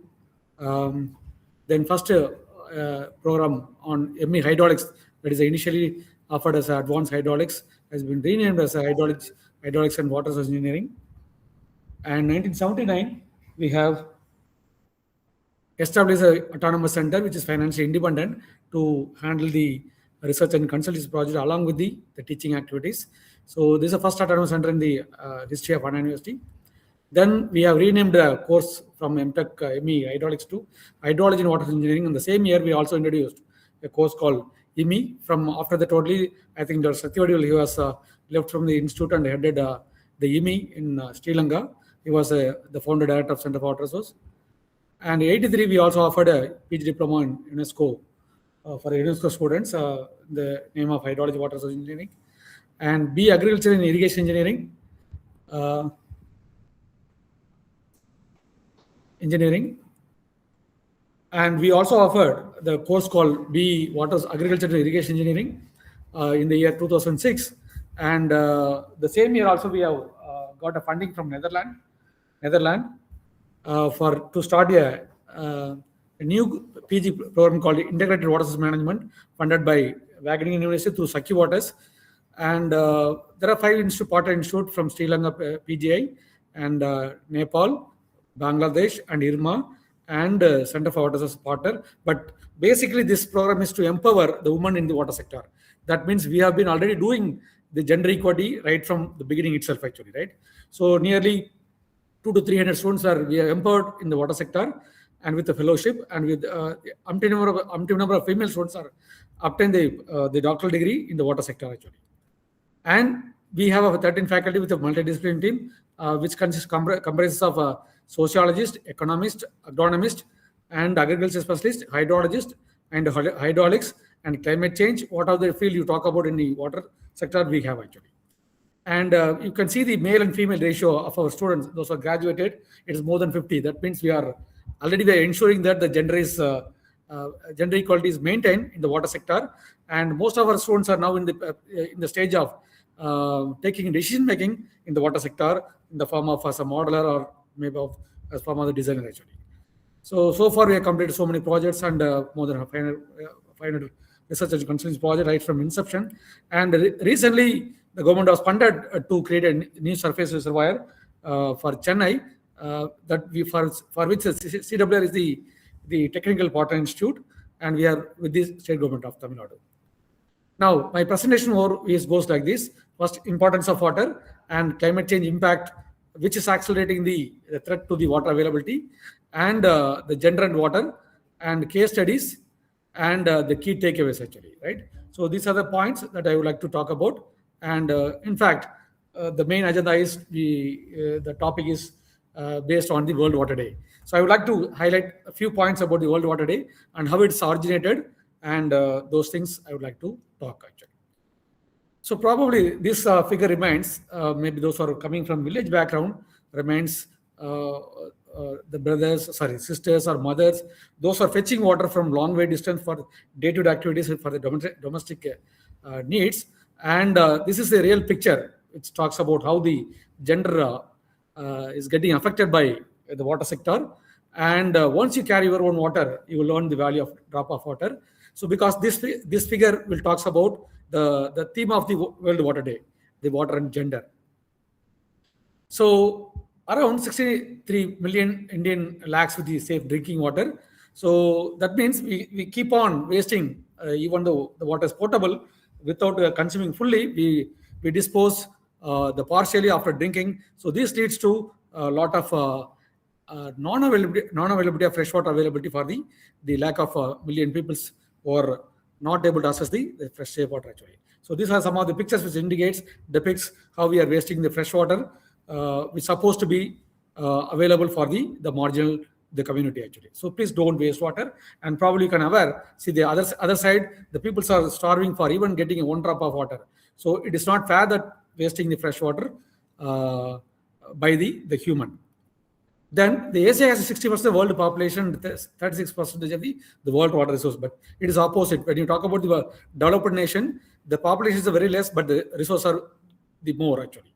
So even though the water is available, but we have started polluting the surface or groundwater, which makes us too unfit for drinking. So therefore, we should not pollute the water, because which leads to a lot of other issues actually. Now, the importance of water, if you talk about, it is a fundamental, it is a foundation of life, and it is ecosystem sustainability and food security and economic development and public health and hygienes and social equity and gender links involved, and the climate regulations and urban development and urban rural development and strategic resource actually. So these are the areas where the water is felt to be important. So what is the backbone for life and development as well as for dignity? So that is the main the components of the water actually. Probably you are aware, 10,000 years back, so the world population nearly only 4 million, which means nothing but 40 lakhs people. But now we are almost around 8 billion, almost like 800 crores people across the world. Whereas even in India, in 1947, we had only 30 crores. Now we are moving more than 120 crores actually. But the same water resource availability, same hydrology cycle, same land, same resource actually. But the resources shared by the 40 lakhs people, 4 million people, need to be shared by the 8 billion people. So you can understand that the resources are constant, but the distribution or the equitability of the resource availability, we are compromising, we are sharing over the period of time. So which makes the importance of water and how to share it judicially in the years to come. It is expected that 2050, the world will reach the population of nearly 10 billion. So the one beauty of the thing is the most of the water will get evaporated from ocean is 80% and 20% from land, but the due share will be given by the hydrology cycle. 80% precipitation will take place from the ocean and only on 20%. So we are enjoying the life for the 200 years or 2000 years and odd. We are enjoying only with the availability of water, which is 20% of the rainfall actually. So if you talk about the annual average rainfall of India is roughly around 1,236 mm, and Chennai is 960. Tamil Nadu is 960. Chennai is 1,200. We are not far away. We are not far away from the Indian average, or we are almost sufficient. We are getting water through rainfall actually. But if you talk about Israel, and one side most of the areas are facing only 550, and US is 760 mm. But still they are capable of managing the water. Maybe the one other aspect is population is very less, but still the technology they have gone far beyond from our the country. So these limited resources need to be managed judicially. So where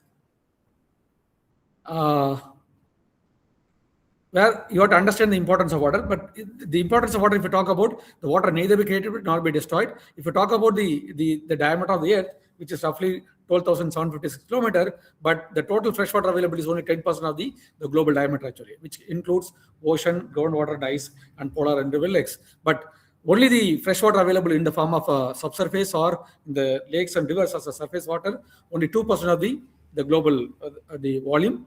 And even the readily available water is less than 0.5% of the earth liquid actually, which is we have been enjoying for the past 2,000 and odd years actually. And if you think that the entire the 10% is fresh water, the ocean waters are fresh water, we need not talk about the subject at all actually. The importance of water is not subject at all. It is surplus actually. So now, apart from this, the least availability of the freshwater availability, we have a threat on water sector by induced climate change based on the anthropogenic activities. And I don't want to spend much time on the climate change, whether these are the weather is a day-to-day phenomenon. Season is the same parameter will prevail for a long period of time, 1 or 2 months, and the climate variability will be for a decade, and more than 3 decades, any parameter will change on the atmosphere, then it's called as a climate change actually. So this is a nice picture which is raised by NASA, how the carbon emissions are contributing for the climate change effect on the change in rainfall pattern. And this is a green effect due to the carbon emission by mid-century and end century based on the 4.5 ppm as well as 8.5 ppm. And the globe is getting warm and warm, which in turns affect the hydrological cycle actually. Hydrological cycle. This is the long-term earth warming trend. You can see after nearly 118 years, the North Pole and South Poles are exposed to the high temperature, which leads to a lot of ice melting and things like that. And even the glaciers melt in the Alps as well as in the Himalaya, leads to river dry during summer season. So this climate actually change the pattern of the rainfall and the season, even within the South Asian countries, probably most of across the world actually. And we had a sufficient the winter and sufficient summer. The dotted line indicates the normal distribution of the climate for the year can be divided into 4 seasons. Every 3 months you can divide. Each one will have a different season. But due to climate change induced impact, most of the seasons are moved from the cold cold season to hot season actually. So now the thermal discomfort also we are keep on facing. At present we are facing nearly 100 to 125 days as thermal discomfort days. Maybe in the end century around 300 days is going to be a thermal discomfort days, which pose threat on the water availability or water security actually. So you have to drink more water, and water requirement will be more and more in urban sector. And for all activities, the water demand will keep on increases if thermal discomfort will keep on go on. So this is the projection, the study carried out by Center for Climate Change, which talks about the Tamil Nadu or Indian coast has a positive impact on climate change, which receives plus 20% rainfall to minus 20% from eastern to western part of Tamil Nadu. The same way, temperature also 2.5 to 3.5 degree increases from east coast to and towards the mountain, Western Ghats actually. So these leads to number of days are, though we will be getting 1,200 mm of rainfall, but still the number of days and intensity will be keep on changing. And so this the impact of climate change actually accelerating or which will impact on the hydrology cycle in terms of the cloud burst, which is a huge threat to the water availability in the reservoir sector, and the hydrology extremes like a flood and droughts is the frequently which is occurring, which is a once in a while phenomenon before 1980s, but it is now it is recurrently occurring, this kind of phenomenon actually. Then water, the glaciers melting, and water quality is getting deteriorated due to eutrophication because of the high intensity of rainfall, which leads to the algal blooms and the GHMC from the water bodies, and the habitats of the water bodies will get affected actually. So finally, the groundwater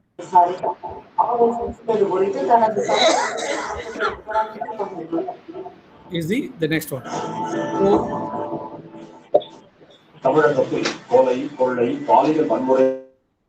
This is the ideal, the cloud, and you can see the effect of climate change. And the effect of climate change will have an aggressive cloud, which leads to a lot of cloud burst, and is the cloud dipping point of the the clouds. Even though you have a concentrated cloud, but due to the global warming and the clouds get disintegrated due to the more temperature, and the rainfall supposed to take place in a particular region will not receive so much rainfall. Instead of that, we will get only drizzles, and you can't ensure that. Even the weather radar can predict the cloud, but the movement and the distribution will be questionable, even though you have high-end technology actually. So this will accelerate the climate change impact on accelerate the intensify hydrology cycle, and due to LN effect, and once in 15 years, which will occur actually. Now, this is the important point I want to talk about. The frequent cloud bursts are even at least once in a year we are experiencing in most of the part of India, in South Asian countries, which is one of the sign the climate change is actually existing actually. So this leads to rapid reservoir inflow, and the managing the water source within the reservoir for future or during the summer period is becoming very the tough job for the hydrologist is concerned. So this increasing inflow, the World Bank funded to Government of India to increase to see the possibility of increasing dam height. Most of the dams are more than 65 years old, and to increase the dam height to capture the water availability during the climate change impact or during the cloud burst. And there several studies are taken across the country to study the feasibility of accommodating the climate-induced rainfall from the catchment to the reservoir, so that you will not miss the drought management actually. So this is the flood archive across the world, and you can see here right from 1985, to 2018, 2007, the flood archives are given here, and one of time I will move on to this. Then the future drought is expected that almost along the equator is the highly affected by either drought or by the flood. The India is almost under the stress condition actually. So this induced climate change actually leads to reduction of rainfall days, which in turn will affect the recharge pattern. For example, if the rainfall is 1,200 mm, rainfall will take place for 120 days, then you have a sufficient days to get recharge, and you can improve the groundwater availability. But now what is happening, only 11 to 12 days are the good rainfall days in a year. Then this leads to the groundwater potential is keep on decreasing because of the insufficient days for available for the recharge. But only thing is, what you can do is you should have the proper storage system so that you can retain the water, and you can allow the water to percolate over the period of time. So that is an important point that I wanted. So one of the classical example of a Pular Lake in Chennai in 2018, it was very full, and even it's running out of water within a year. So which is called as a 0 day, and most of the countries of even like Cape Town, in Bangalore, and even Chennai also, sometimes it goes as a running out of tap, but towards the 0 days actually. So due to climate change impact, and most of the rivers and lakes, and maybe will try to move towards the day 0 in the future to come, if you are not taking proper measures or proper management measures to conserve the water during the cloud burst time actually. So the other side, you can see here, the Sahara Desert is converting. The actually desert is trying to convert by naturally it is as like a green, and you can see from 24 August to September, due to the heavy rainfall in the Sahara Desert, desert is converting into green, and whereas the Amazon forest is converting green to desert. These are not simply a event, it is purely because of the climate change impact. So the water availability makes the area the green or desert actually. So that's what I would like to emphasize on the climate change, which will also add the pose to threat to the water availability. And in fact, the sea level rise, probably most of people are aware. And again, Center for Climate Change also did a study on the coastal, the sea level rise and its the inundation near the coast, and study has been carried out. This is what I am talking about. Even if you have a gentle rainfall, then the lake water will be always fresh. But when we have an intensive rainfall due to cloud burst, and it will fall with a lot of kinetic energy, which will try to erode the sediments and NPKs, and which will try to take away along with the runoff, and which will try to eventually which reaches to the water body or lakes, and then in turn will leads to the algae bloom, and we have a greenhouse gas emission and so on. Now, the other aspect, when you find that there is no surface waters available in terms of quality wise, then you seek the groundwater extraction. The recent days urban settlement, and most of the more than 60% of cities are populations are living in the urban center. The concentrated population living leads to more extraction of groundwater, which in turn poses a lot of the sulfate on the soil, which in turn will reduce the settlements, and which leads to the land subsidence, which is one of the classical example which you can experience from Mexico, which has led to nearly 30 feet of decline in the city due to land subsidence because of the overexploitation of the water bodies. In 24 also, the China also witnessed most of the China the several part of China are under the land subsidence. The 1984 environmental correspondence, they declared that most of the places are overexploited places. So that's why the most of parts of China is experiencing the land subsidence. Now, coming back, so these are the importance of the water and availability of surface or groundwater, and along with the climate change impact. Now, this is the place where the Stockholm, Swedish International Water Institute, where normally the World Water Week will be organized. And the main thing is the World Water Week began in 1991 in Stockholm as a small symposium, and has grown into the world's leading platform to water dialogues, bringing together experts from across the globe to address one of the humanity's most critical challenges like water actually. So this year theme is water gender. So this 1991 initiative, now it is converted across the world as a World Water Day of late actually. Right? So why they started a World Water Week in Stockholm is that she was the mayor when I had been to 2010. It was told by mayor before 18s, 200 years back, the Stockholm was one of the worst city to live because of the several severe pollution by means of rapid urbanization, industrialization, as well as dumping of raw sewage into local waterways. The Sweden consists of 99 lands. So then it is they said that it's unfit for drinking, and there is a lot of epidemic diseases like cholera and waterborne diseases occurred in the mid of 19th century. Then they took as a resolution that they want to convert the polluted city to the beautiful city actually. So to commemorate that only, the World Water Day is celebrated in 1991. So we have been celebrating. So India started celebrating 2004 onwards actually, right? This is the history of World Water Day, and to commemorate that. So this is the Stockholm where I think we were, and the CWR is awarded. I think with us we also have the EME director, the previous director Palisamy also with us.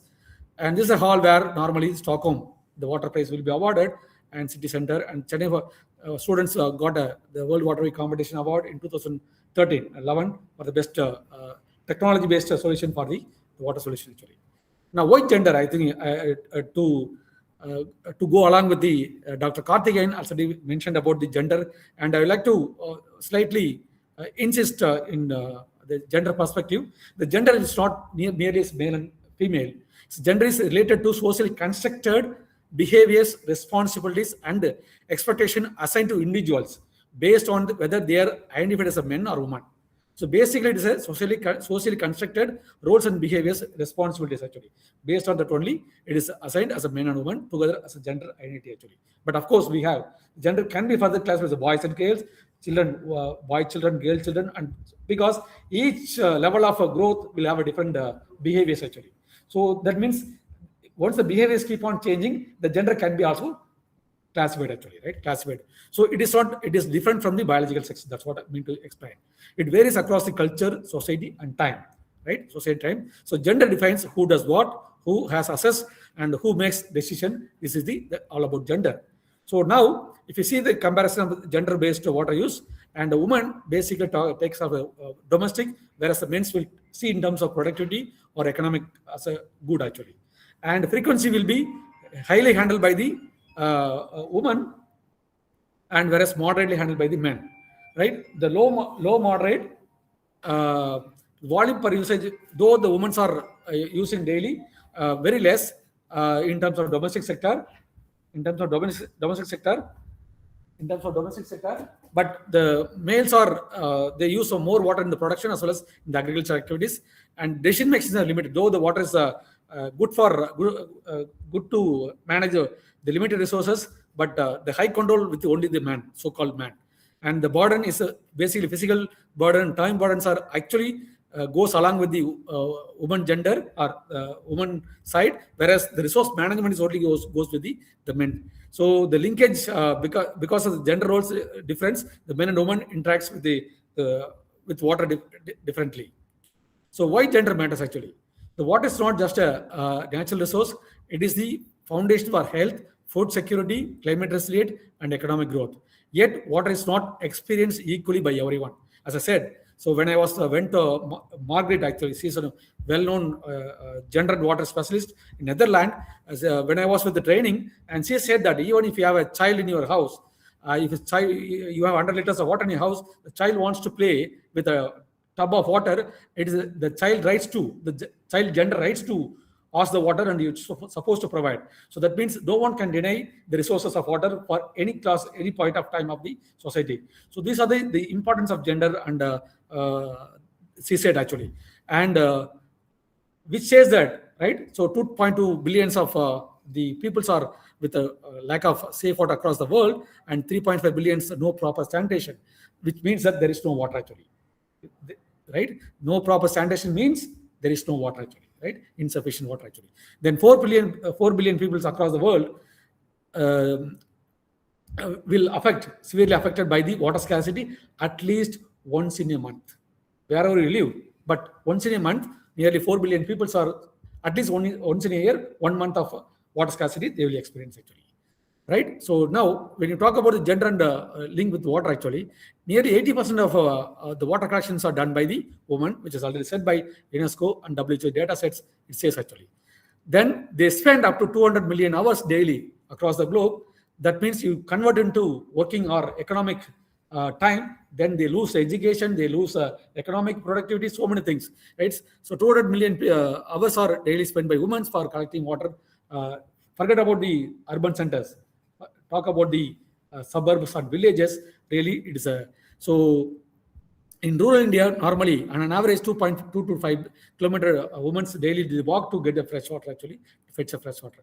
These are serious concerns on the education opportunity for girls and economic productivity, because their times are lost with the water fetching. Otherwise, they could earn some more time, some more money, whatever the time they're spending for the fetching the water actually. So it also leads to health risk, as I was talking about. When you have a least water availability, the sanitation is one of the question mark, then automatically you have the health risk actually, which will lead to the physical burden for the. So water inequity is a gender inequity. And Tannir Sumakim Sumai, I don't know how many of you are aware. So in this forum, who knows the Tamil, Tannir Sumakum Sumai, Pengalin Walkich Miyaga Marakuda, which means that water burden should not become the life burden of the woman actually. This is what the point I would like to emphasize on gender and water linkage actually.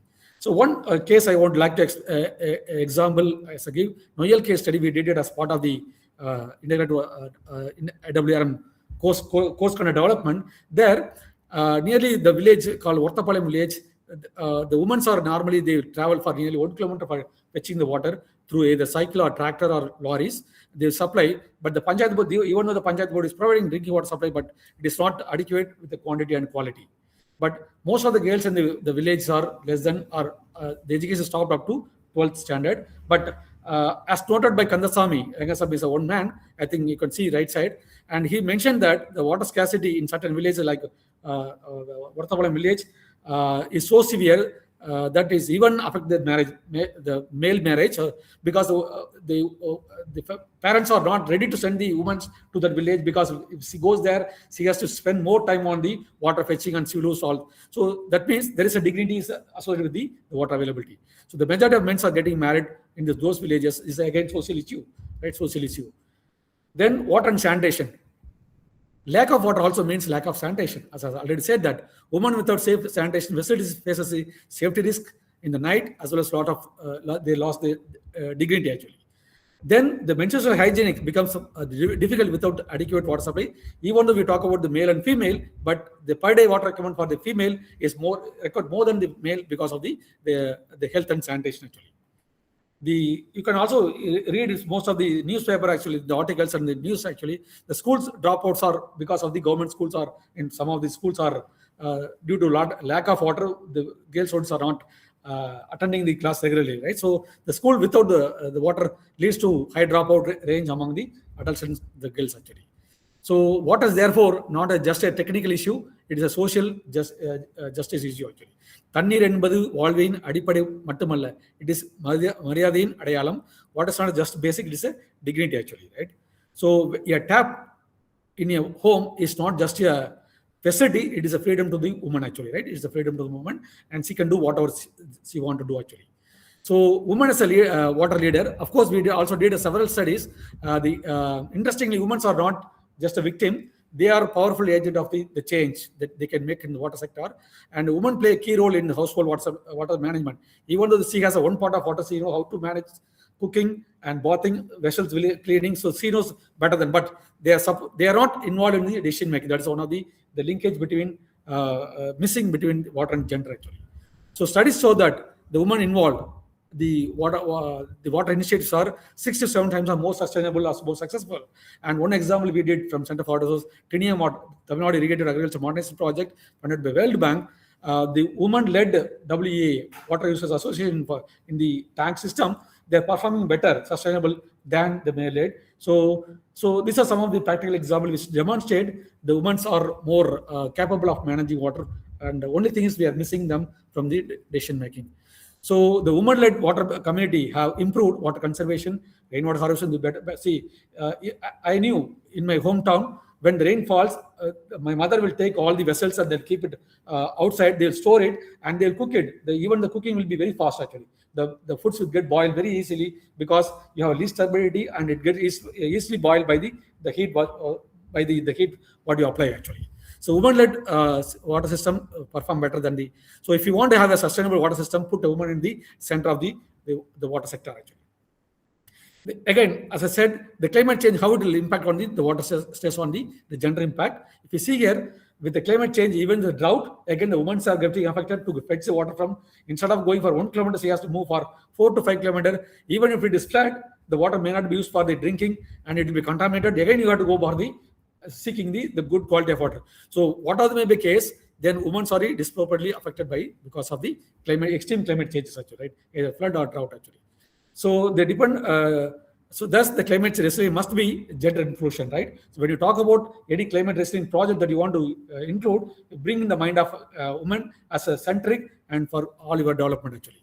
So the role of AI, as Karthikeyan was talking about digital twin and things like that. Yes, of course, it's need of aware, and the role of artificial intelligence and then machine learning and scientific data sets are required. If you see here, the AML can predict your droughts and floods in advance.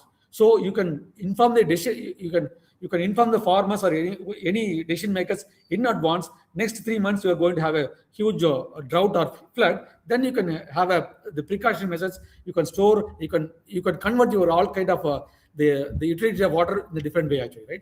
So the improve irrigation, which is so many things you can do. But the technology must inclusive women as a part of decision making.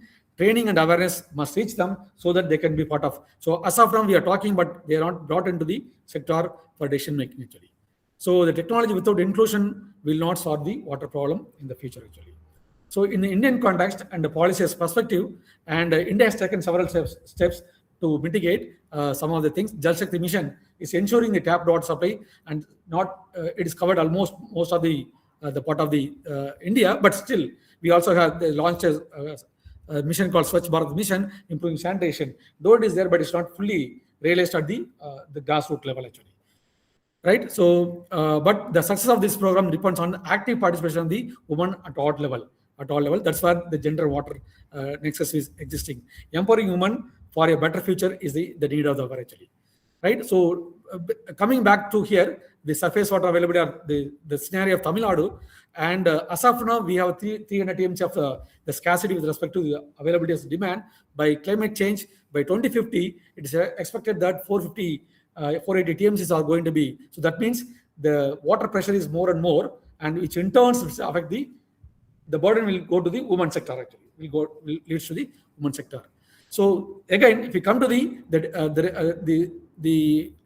management method or the some kind of a solution, what we can give is we have a role of a digital modern technologies, modern solution, as well as traditional solution also, traditional management of what is also available. If you talk about the modern solutions and smart water metering, and which will minimize the water leakage and improve efficiency, and you can also account for non-revenue water actually. Probably from Center for Climate Change for Kerala, we did a study called non-revenue water generation. Nearly 40% to 60% goes into non-revenue, which is unaccountable. If you make it a smart water metering system, then we can ensure that the water will be always available throughout the season actually. Then the AI-based machine learning will gives you advanced, in advance, the predictive or optimized utilization of water in advance based on the ML predictions actually. And again, the digital twins actually, right? Digital twins, which is replicating the real world situation, and you can have a scenario testing, right? So before experiencing the summer or winter, summer or flood and drought, you can experience all the things within the digital twin, and you can come to a conclusion what kind of the interventions or management measures you can take it using digital twin can be also helpful actually. Of course, already explained by remote sensing by GS by Karthikeyan. I leave it out. The smart water irrigation system generally reduces actually 30 to 50% water reduction, which is witnessed by most of the worlds like Singapore, Spain, Australia, and Israel. So wherever they use a smart irrigation system, and they could reduce the wastage from 30 to 50% actually. So digital platform will actually governance will enhance the transparency and citizens of the civil actually, right?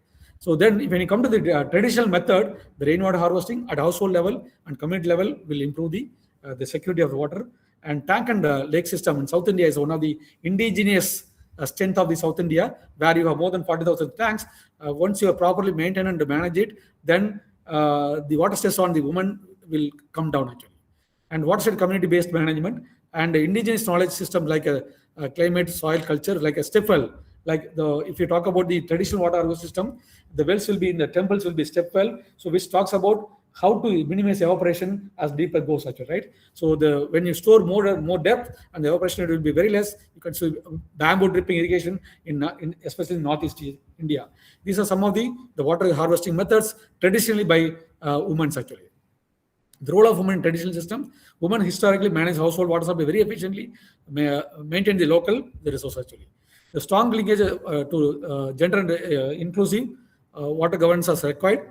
And now if you see here, the modern solution versus traditional management, the approach is technological driven. But whereas if you talk about traditional, which is a community driven, where the women are coming into picture actually.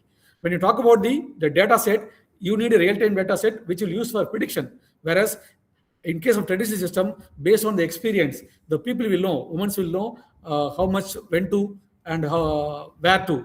So then if you talk about scale, large scale is the modern technology will be applicable for large scale level and centralized system, whereas the traditional system, water management will be for localized and decentralized system. The cost will be more high for the initial investment and low cost required for traditional system.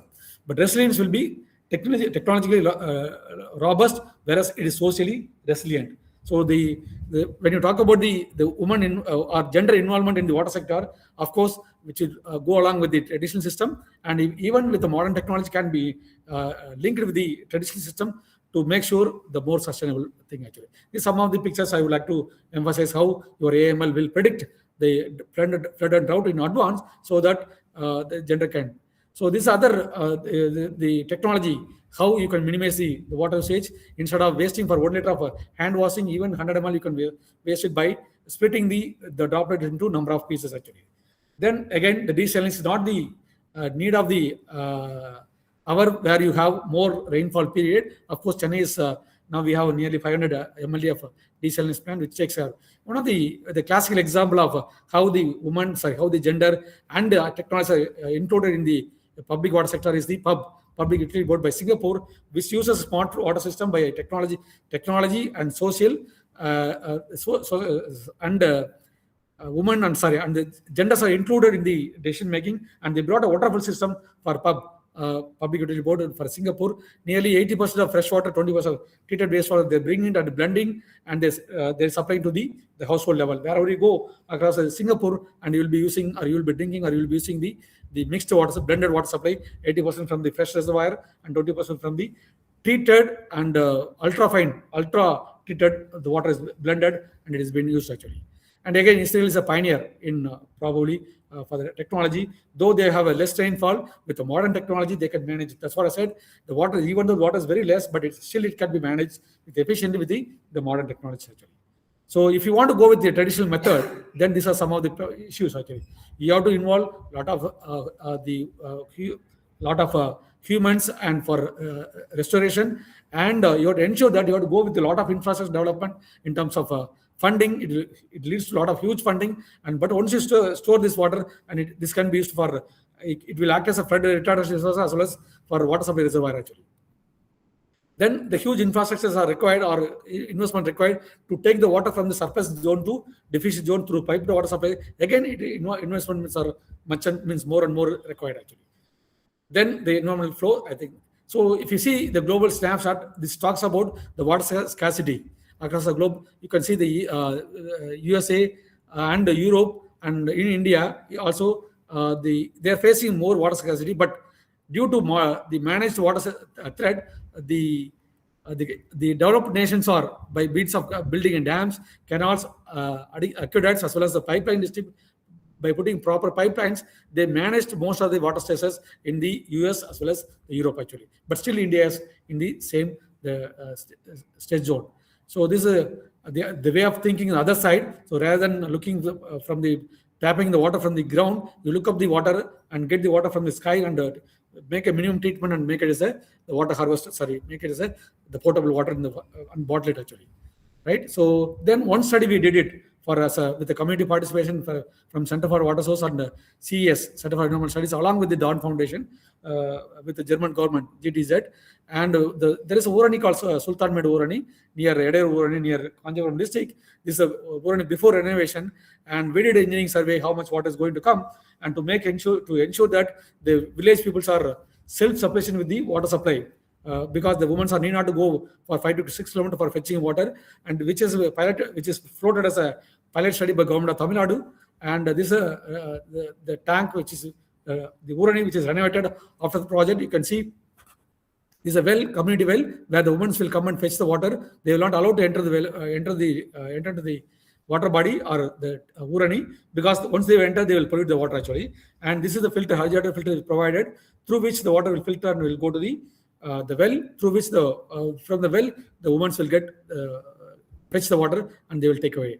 So this is the water from German, and this is the construction that we did. And this is after the rainfall, first shower of the rainfall. You can see a lot of silts are available.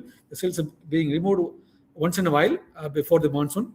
And this is the status of the same Urani after the rain is over. You can see a nice swimming pool of water you have.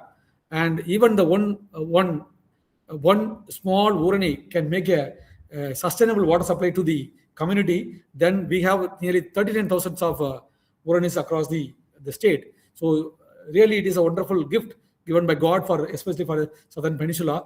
We can make a lot of things. So again, we can also think of differently, right? Rather than looking and reverse the umbrella and catch and garden it actually, right? Rather than spraying water by manually, you make the garden grow by naturally by means of a reverse of the funnel, right? So which will capture and will get into the soil and will moisture it, right? These are some of the things. And we also did the other study, the management side, because why we are talking about now coming to quality side, in Madurai, there is a Avaniyapuram sewage farm, which is treated wastewater, which is the order of the day. Again, the government is thinking to reuse the most of the urban wastewater for the irrigation purpose, and which is already demonstrated well in the Madurai city, which is Avaniyapuram sewage farm. Most of the wastewater generated from the Madurai plant is treated and let into the farm. There they grow paddy as well as the cash crops by means of a French drainage system. More than it is working, still it is working, which is installed by French people 1930s actually, right? More than 80 years old system is working, and the wastewater will be let into the top of the system and leach it out and go to the farms and ponds, and they will through that they will cultivate actually. This is again some of the, I would like to skip this one, right? So finally I would like to say the management of waters is not that much important. Only thing is you have to understand which basins are surplus and which basins are deficient. But like interlinking, right? You also should have a interlinking within the river, within the state, within the basin. You have to make a lot of measures to ensure that we are wasting water to the sea very minimally without compromising the ecosystem actually. So finally, I would like to say the river-based management is a holistic approach, and we think that we are detaching and we are working on silos for different sectors for water sources problem. But the basin as a unit, river basin as a unit for single development, that will make sure that will address the very widely or very strongly for better management of the water scarcity actually. Right. So the key takeaway from this the webinar is the design a system, water resilient system or sustainable system based on gender sensitive, and think beyond engineering, include social dimensions when you talk about, which means that include the gender sort of the dimension all your designs, and work on community based water management and use the advanced technology for make it more sustainable, right? So the best engineering for the future will not solve the problem, but they will solve them by everyone actually, right? Everyone. So in conclusion, water actually connects us all actually, but the gender determines how we experience it actually. For example, the classical example is when you go to the house as a relative house, when woman is not bringing water to give it for drinking, and you feel embarrassed, you will not sit for a long time, you will just walk away. So the water can also be played by woman very deliciously or very beautifully, right? So even the water connects everybody in general as for a human, but gender can make a different experience, right? Different experience. That's what. So once you empower gender, right? So you can make more sustainable water source. So பெண்கள் வலுவானால் நீர் பாதுகாப்பு உறுதியாகும். When the women are empowered, the water security is assured. So women are actually they're manager of water, but not always a decision maker. But men consume more water in production, but women are sustain daily water life. So let us commit today on to commemorate the World Water Day, not just to conserve the water, but ensure it is accessible, equitable, and inclusive for all actually, right? Inclusive for all. So the sustainable water management is not an individual business. It is everybody's business, including the gender responsibility. Right. Finally, I'd like to conclude with that the future of water supply is not only about technology, it is about the equity, right? It is equity. So it takes a lot of blue to stay green, but the World Water Day, right? So to have more blue, and you should have at least influence to the ecosystem, so that you will have a better, because we don't have a planet B to live. Thank you for the opportunities, and thank you so much.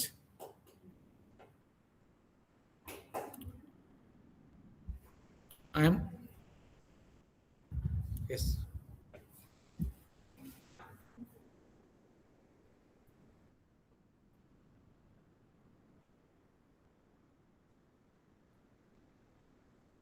Thank you so much, sir, for such a wonderful explanation about how the connectivity of technology, women, and how it also includes the equity aspects. And water is not merely a earth science or anything, but it was also a social dimension that needs to be looked into in all aspects.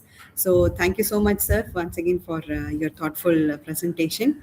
Any questions? I think we are running out of time, and we have one more speaker. Our Professor Dr. Ramachandran sir is here with us. A very warm welcome and good afternoon, sir. It is our pleasure to have you with us today, sir. And sir is a founder director of the Center for Climate Change and Disaster Management. And sir's research publication on climate change also spans the sectoral impact risk assessment of water with respect to flood as well as with respect to drought. So over to you, sir. Am I audible to you, sir?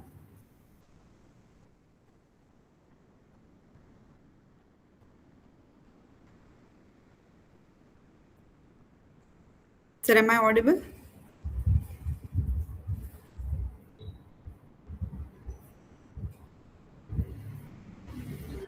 Yes, you're audible, Dr. Divya.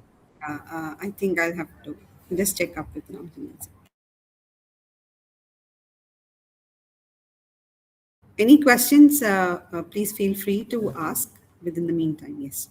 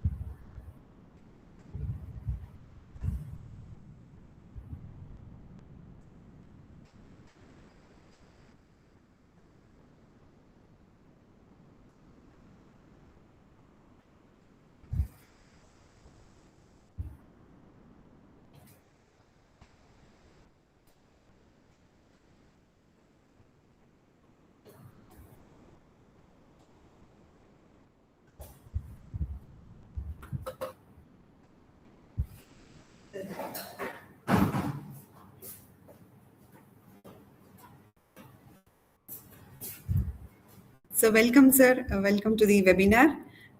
Sir, we would like to hear from you your expert opinion on the theme of World Water Day, that is water and gender, from your perspective and your wisdom, sir.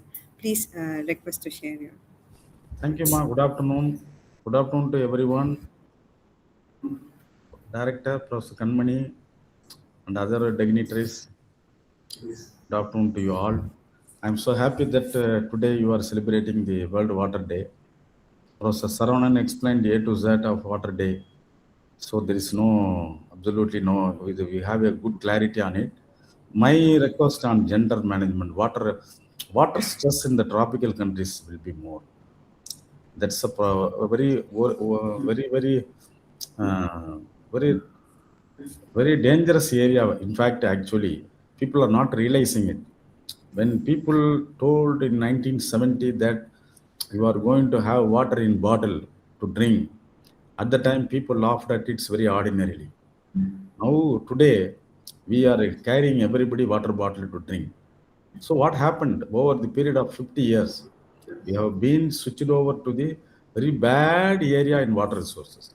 That's indication. Taking water bottle in hand, that is indication that our water resources is bad, polluted water, and we don't have a drinkable water everywhere. And ultimately, I am worrying more about the urban area. Urban area, if you go and see today in Chennai, all the 40% of the slum dwellers, the ladies, they are searching for drinking water with these plastic containers. Cannot imagine about it. Such kind of morning, they have to put it on queue. That queue, that when lorry comes, they have to take it on queue. See, the hundred and hundreds of plastic vessels, they keep it waiting for the container, this water tank. So these are all the problems, especially in Bombay, Delhi, Calcutta, and Chennai. This urban dwelling area, the more problem is on the gender side. We know the water scarcity, and we know everything about the water today. We have well documented water water balance of the whole country. How much we need, how much is deficit, how much goes as a runoff. Everything is well documented. So many national institutions, Center for Groundwater Division, Center for water machine, everything is there in the country. Of course, Anna University is extensively studied. So the 17 basins of Tamil Nadu, Threadwar information is available with us. But despite all that things, the major worry is the supply of drinking water. Drinking water till date, people outside in the developed area, we have a pipeline, very good supply of water resources.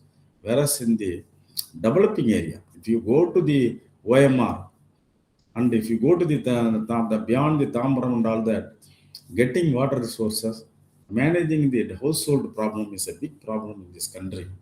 So to that extent, we have to go further in our sustainable development to supply water resources to the rural people as well the urban dwellers.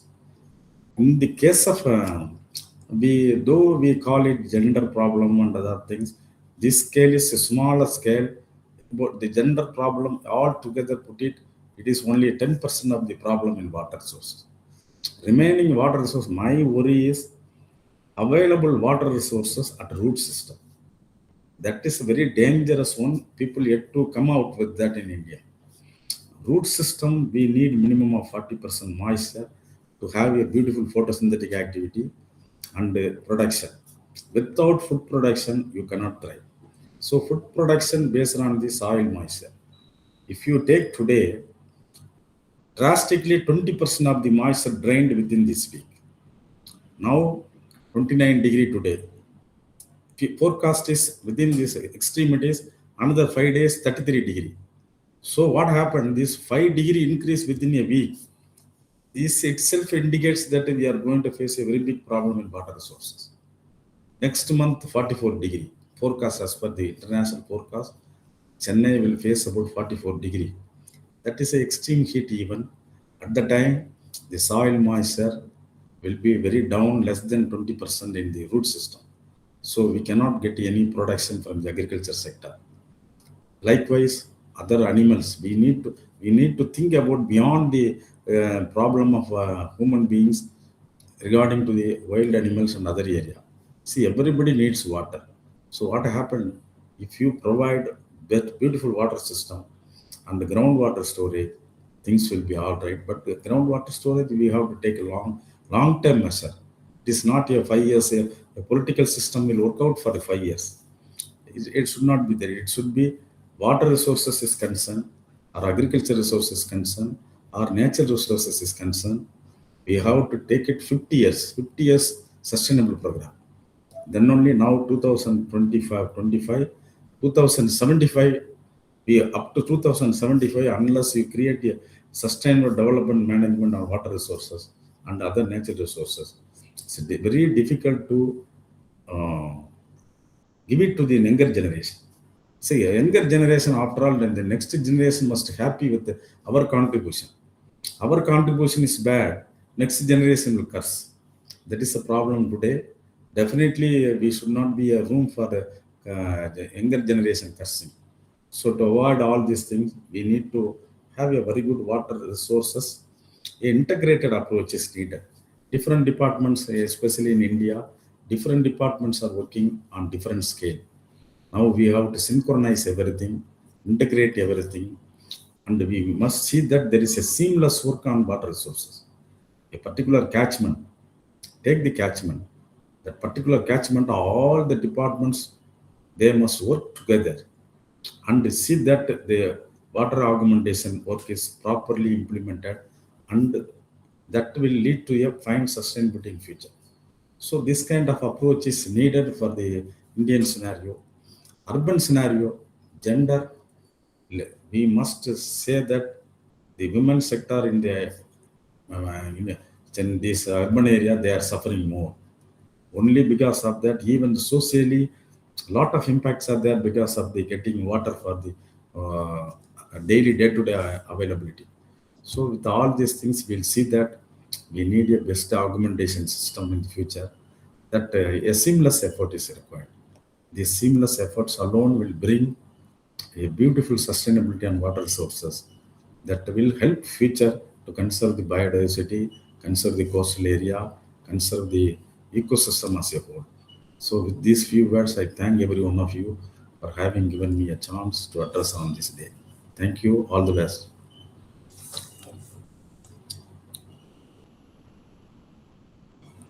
Thank you so much, sir, for your thought-provoking ideation about the urban water management, especially the sufferings of the women in an urban setup is more important for a sustainable water management system. Thank you so much, sir. Thank you, ma'am. Thank you.